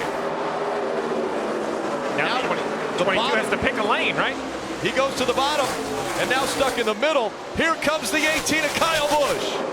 Oh, the middle's not where you want to be, I don't think. He did a good job of trying to pin the 18 down, but in doing so, he got him in the slower lane. He continues to run the middle. The 3 of Ty Dillon goes to the high side. 3 wide for the lead. 3 wide, 3 wide, 3 wide, 3 wide, 3 wide. Ty Dillon using that outside line with the momentum. He takes the lead away. Oh, Ty got way high right there. Machine. Nice and easy. Nice aggressive move. 3 wide off the corner at Bristol. 22 has a better car, though. Has a little bit more speed with 10 to go. Can he make his way back by the 3? Oh, the 3's into the wall. Ty Dillon gets into the wall. The 22 of Brad Keselowski goes by. Keselowski back to the lead. The 18. Kyle Busch back to second. Here comes Austin Dillon in the 2. Under 10 laps to go. Now just 8 to go for Bristol. I think the 22 just needs to commit to the top, commit to the momentum. If the 18 can clear him, so be it. But he can't be wishy-washy. He has to pick one lane and stick with it. I don't think you can be in the middle. That's right. You can't be in the middle. You have to be on the top or you have to be on the bottom. Back out front, Brad Keselowski. Maybe one more run at it. Does Kyle Busch have? All the way up to the back bumper. Busch has been good at the bottom of the track. Ty Dillon's dropped back to third. Austin Dillon in fourth. Now coming up on lap traffic again. Looks like the 18 of Busch is loose on corner exit. You see the car wiggle around and move around a lot. Right now he's got a little momentum. Again to the bottom of the racetrack. Under 5 laps to go. Kyle Busch hooks the left side. He takes the lead there into the wall. Kyle Busch into the wall. Outside. All the way up to the wall, and the caution comes out. He collects the 3 of Ty Dillon. Kyle Busch thinking he had the 22 cleared. Up into the wall. Brad Keselowski out front. But how much damage to the 22 with the contact made by the 18? And a good chance we'll go overtime. Run to the garage here, guys. 3 of Ty Dillon. We talk about how fast they come up on this. Well, he committed to the top of 3 and 4, and the 18 was there. He ran into the 18 really, really hard. Yeah, Ty Dillon, one of those drivers, we talked about it before, battling for the lead, had the lead. Now he's in the garage. We knew they had to push the issue, and the 18 got a great run on this 22. Gets inside him, gets the power down, tries to clear the 22 off the corner. The 22 has to contend that. He has to try to take that momentum back to the outside, and the 18 has to try to close the door. In my mind, that is purely a Bristol racing incident. I think both drivers are doing what they had to do to win. Up the track, the 18 comes. 22 was there, and into the wall goes the 18 of Kyle Busch. A lot of damage to the right front, though, of the 22 and the left front. You see this overhead. 18 has a big run. 22 is not there by much. If you're a Kyle Busch fan, you say it was the 18. It was not Kyle Busch's fault. You say it was Keselowski's fault. Quarter, nose, inside. You're absolutely right. Just because I put myself in both of those positions. Yes, that's racing, man. And if I'm on the 22's crew, then I am proud of my driver for trying to carry that momentum off the top. And if I am on the Kyle Busch crew, I'm proud of my driver trying to close the door. 4 laps to go at the world's fastest half mile. They're going to be over in less than a minute. This race is going to be over. You have to try to make this move stick. It's just one of those wrecks you can look at and say the 18 came up on the 22. It's his fault. The 20. Some people say the 22 should have given him ground, not been as low on the racetrack. That's just 2 guys with 4 to go racing for the lead. Ty Dillon with big damage, just couldn't get slowed down. That's Bristol. That's Bristol. You see it happening, but you're going so fast, and the guys in front of you slow down so much. You just can't get slowed down in time. He's frustrated. I mean, you know how frustrated he is. He is a competitor. He had the lead. Yeah, Ty Dillon is a hard-nosed racer. He is a competitor. He had the lead. Now he's in the garage. He's got to be disappointed. Mike. Disappointed, but he just hugged all his teammates and told them what a good job they did today. Give him a pretty good race car, it would seem. Looked like he had nowhere to go. No, I mean, we're going so fast around here. I saw him crashing. I didn't know Kyle was going to blow a tire when they hit. So, I just committed to my line, figured he would be able to hold on to it. Once he hit the wall, I couldn't get checked up. It's impossible. We're going so fast. But, man, we've been so close this year. And I said, hell with it. We're gonna send it tonight, and we're gonna try and win a race. And we came close. They knew we were here. I gotta thank Bass Pro Shops, Johnny Morris. My boys are giving me good pieces, and we're gonna win races. And you know, tonight was more of a confidence boost than anything. So I'm pumped for what we got going. I gotta thank Bass Pro and NRA and everybody that helps us out. You know, tonight I felt like we could do it against the best, and it's definitely gonna give me some confidence going forward. What was it like rallying back from that earlier incident in the race? You know, it was tough, but Bristol's all about patience. You're going to get your opportunity back because so many things happen, just like what just happened with our crash. And our car was good. We kept making the right adjustments to get us close. And I always ask these guys, just give me a sniff of the lead, and I'm going to go for it. So they did. They did a hell of a job tonight. We just came up a little short. And he lived up to his word, Rick. He definitely went for it. He did, and the 22 wanted to hold on to his spot, and he had all the right to do it, and got a little damage from it. Here's what they had to say on the radio. Damn, I don't want to wreck him, but you can't come up on me down the straightaway. I'm there. Yeah, 10-4. I mean, that's 10-4. Pretty obvious here. Starting up front, will that damage affect the 22 for 3 laps? Well, it's definitely not making the 22 better. It's going to hurt the car, but with the lead, with the ability to pace into the restart, it looks like the right front has a potential rub there, but I think at this point you have to stick with it, hope it clears. I think it all comes down to the restart zone in my mind, Jeff. I think if he times the restart zone well, applies the power, gets the rear tires to stick, we've seen him consistently have good restarts. If he can have either lane to himself entering turn 1, I believe he could hold off the field for a lap and a half, 2 laps. But you have to be careful because Larson is going to be starting on the inside.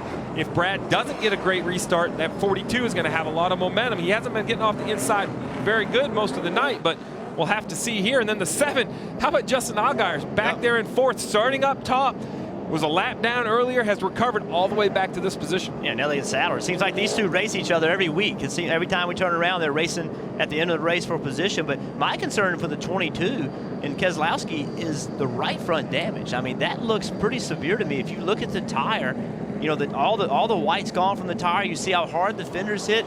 I'm not worried about just fender rub. I'm worried about damage, the toe being knocked off, something being damaged. That's pretty hard impact. So I worry when he drives into turn 1 after getting a good restart, which I think he'll get, will the car turn? Will it do what he wants to do? And I mean, you have to trust it, right? You have to drive in there like it's going to stick, but I'm not so sure it will.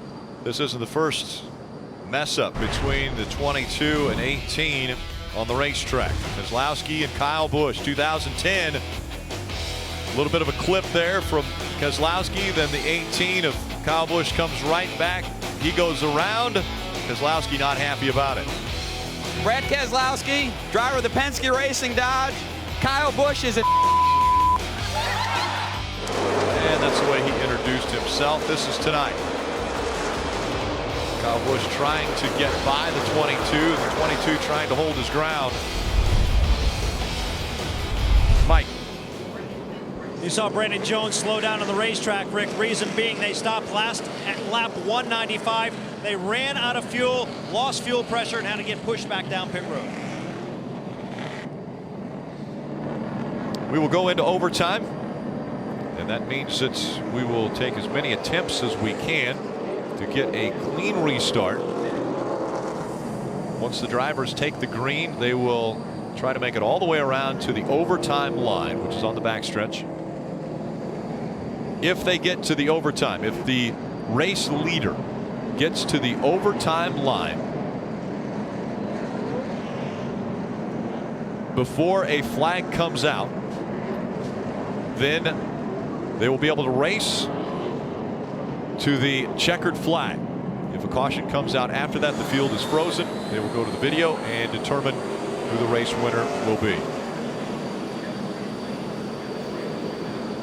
That overtime line just at the entrance of turn number 3. The 22. 22 may be out of fuel. Slow on the track, and because he's not able to keep up cautious pace, Brad Keselowski just gives up the lead. Parker.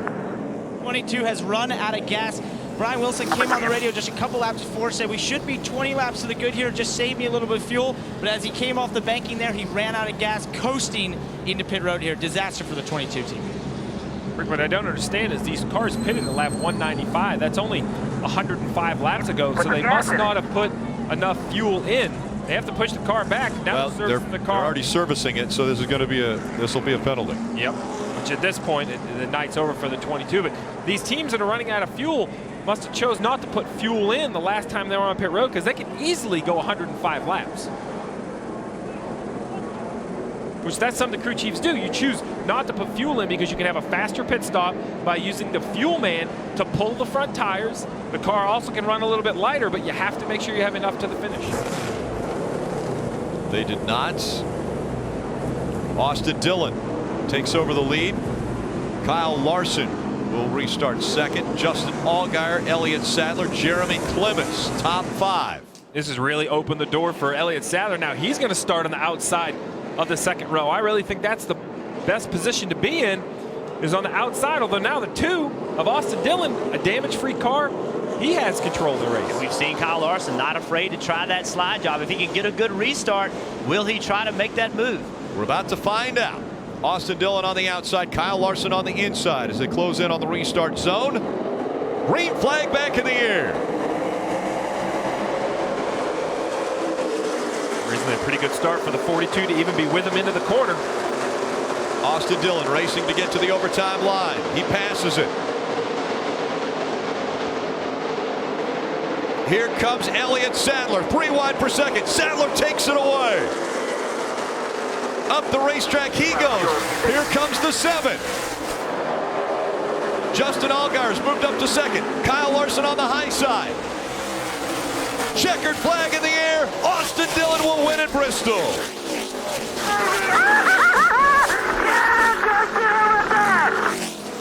A hell of a job, buddy. Hell of a job. Austin Dillon, for the first time in his career, wins at Bristol in the Xfinity Series. Heard the excitement in Richard Childress' voice. That's his grandson just won the race. It's got to be a great feeling. Great week for him, too. Just got engaged. And now wins at Bristol.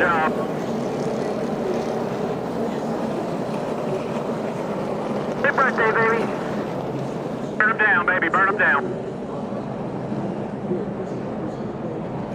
Austin Dillon, and there is his fiance.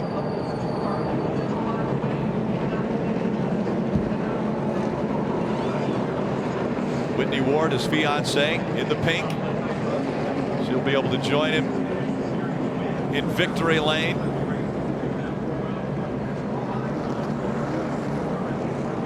A big, big win for Austin Dillon, former champion in the Xfinity Series.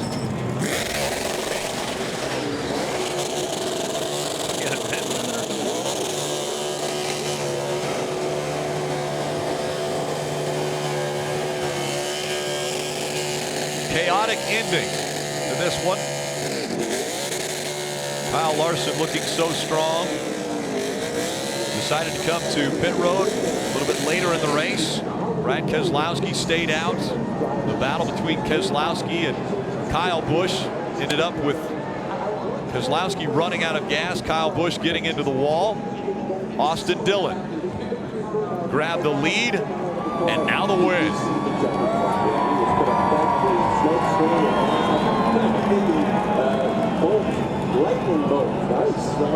He looks around. The king of the Coliseum.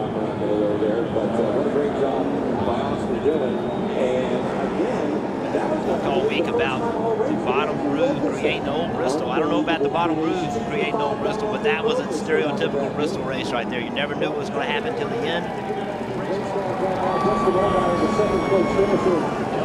He'll run over and grab the checkered flag.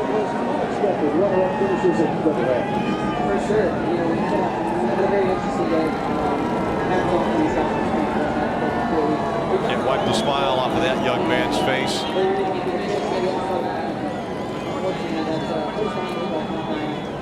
Austin Dillon, the 26-year-old out of Welcome, North Carolina, getting his 8th Xfinity Series win, and it comes at the last great Coliseum.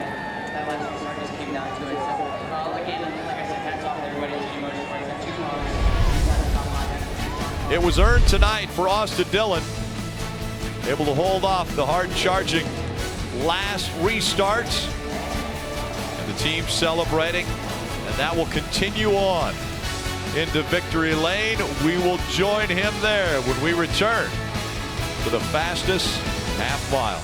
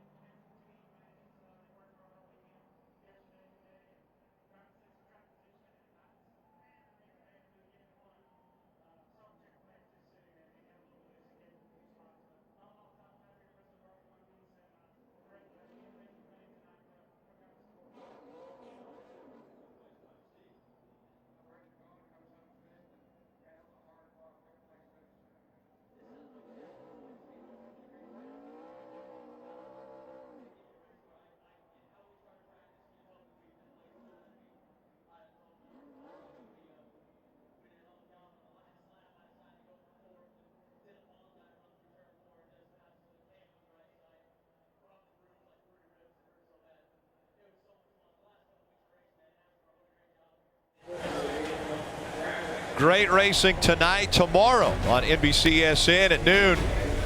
2016 Rio Olympic Games. Countdown to green at 7:30, 8 o'clock. Sprint Cup Series racing from Bristol. And NASCAR America post race at 11:15. Let's go to Marty. Rick Austin Dillon's becoming a pro at this. At California, he led 1 lap earlier this year and 1 tonight. He leads 4 and wins at Bristol. And a little celebration for one of his hometown racetracks. Pop, Richard Childress here as well. And I got to ask you, how about that with Justin Alexander? Nice win, but did you have a sense that something was brewing with the 22 and 18 and something like that might happen? Yeah, for sure. Looking for my girlfriend. It's her birthday today. She's your fiance now? Yeah, my fiance. Whitney, get over here. Anyways, hey, I got to say something. Ty had a heck of a race going, and I actually thought he was going to be in perfect position. It sucks the 18 blew right in front of him, but man, it was just a war of attrition. We had a pretty good car, and maybe not the fastest car, but the car that won. And I made a mistake in 3 coming to the white.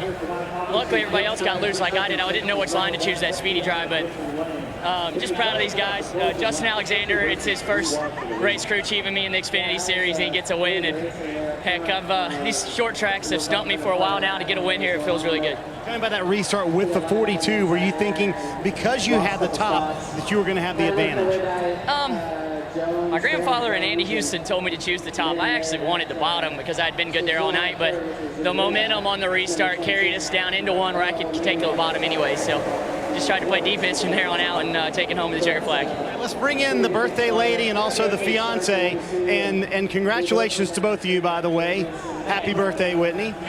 And I got to ask you, the proposal, which was going to be a surprise, almost got spoiled, didn't it? Tell us the story. Yeah, security guard in the airport tried to ruin it for us, but we made it there, and now she's my fiance, and hopefully have a great years behind this. And first Bristol win, man, this is awesome.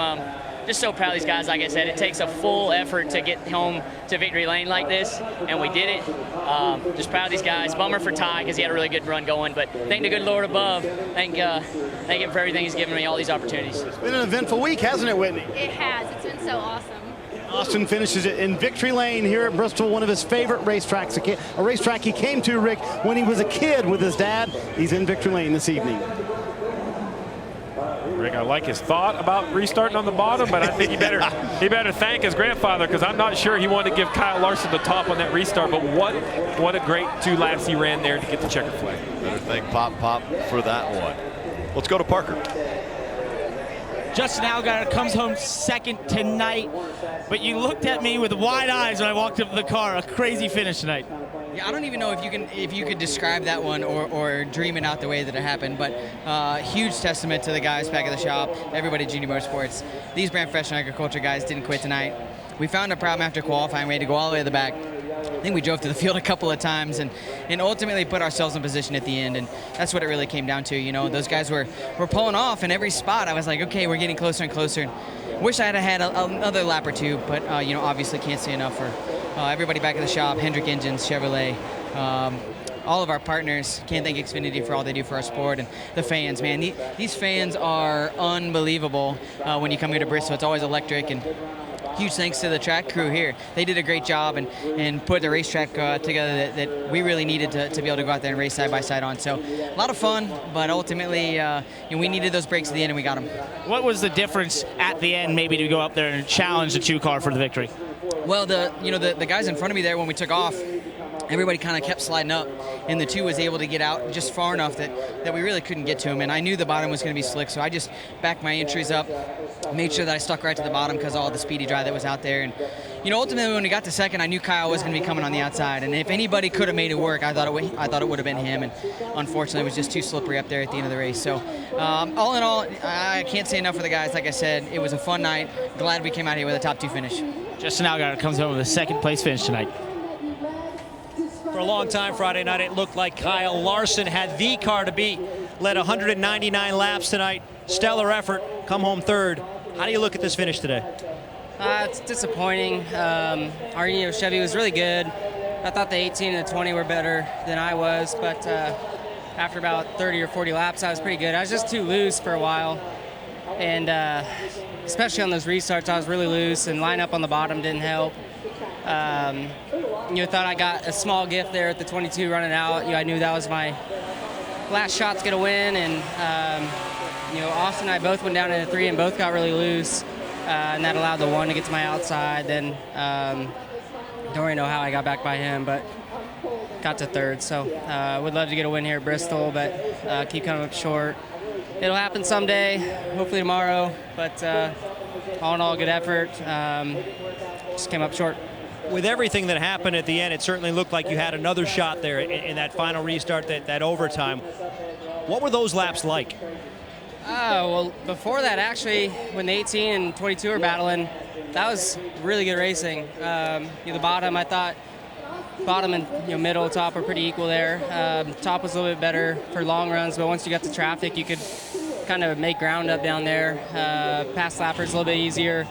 So I thought the track was really racy. I think it's going to be a good cup race tomorrow. Then there, that overtime, looked like Austin was struggling a little bit. The 1 and the 7 just kind of split me, so ended up not working out for me. Thanks, Kyle. Thanks. Kyle Larson, 3rd in Bristol. Brendan Gaughan comes home 5th tonight. You fought loose entry, tight in the center. You went a lap down, got back. What a crazy night. Great strategy by Shane Wilson to just keep digging all night long. And if you told me when we unloaded the South Point Chevy we were going at 5th, I'd have told you you were a lying fool. But they did a great job. The boys did a great job. And on the last lap, my dumb butt decided I thought I was going to go for 4th and probably bruised 3 ribs. I hit the wall so hard just trying to race for 1 spot. But it's what we do, man. We go for every spot we can get. And, before the race, you and I talked. You love the high side. You love the top. It came in. Was that to your advantage tonight? Absolutely. The top came in wonderfully, and the bottom had grip, and it was nice that you could get down there and use it. But the top came in just like it's supposed to, and, man, it was a ton of fun up there. Brendan Gaughan comes home 5th tonight. Elliott Sadler came home 4th on Friday night. What was the night like? Before I answer your question, I want to say hello to Mama Bell back home. I love you. Going through a lot here lately, so it's good to be here at the racetrack. Hey, we had a chance. I messed up on the last lap getting into 1. Tried to maybe block too much getting in and got loose, but so proud of everybody on this one-man financial team. We had a lot of people here today supporting us. Great race team, great sponsor, and to get out of here with a top 5, we'll take that. We didn't have a good run here in the spring, so to come back here tonight was great. So much talk about the racing groove coming into this race. What was it really like out there? Well, I loved the bottom for the first 100 laps. Then I think we must have wore the stuff off of it. Then, man, it was back to the top, and that's where you had to make all your passes, and it was kind of fighting for that. And even on the last restart, it was kind of slick with all the stage drives, so we kind of moved to the middle and the bottom. I just went too far to the bottom and tried to get a run on Austin and gave up a couple positions last lap. But I think it's going to be right up against the wall tomorrow night unless Bruton sneaks in here tonight and puts some more stuff on the bottom. But it was fun for the first 100 laps. Thank you, Elliott. Thanks, guys. Top 5 finish for Elliott Sadler. Brad Keselowski was able to take the lead via pit strategy, had the lead late, but ended up running out of fuel and also had a collision with Kyle Busch. What was the difference there? How much more fuel did you guys need to make it? I think we, probably had enough fuel to make it except for the yellow and high banks. I guess it ran out of the pickup. I thought I swerved back and forth enough to keep it in, but I guess not. So, I don't know. It's probably my fault. And that collision with Kyle, he came up to you, you said there was nothing you could do, just that he came up to you off the corner and you were just staying where you were, right?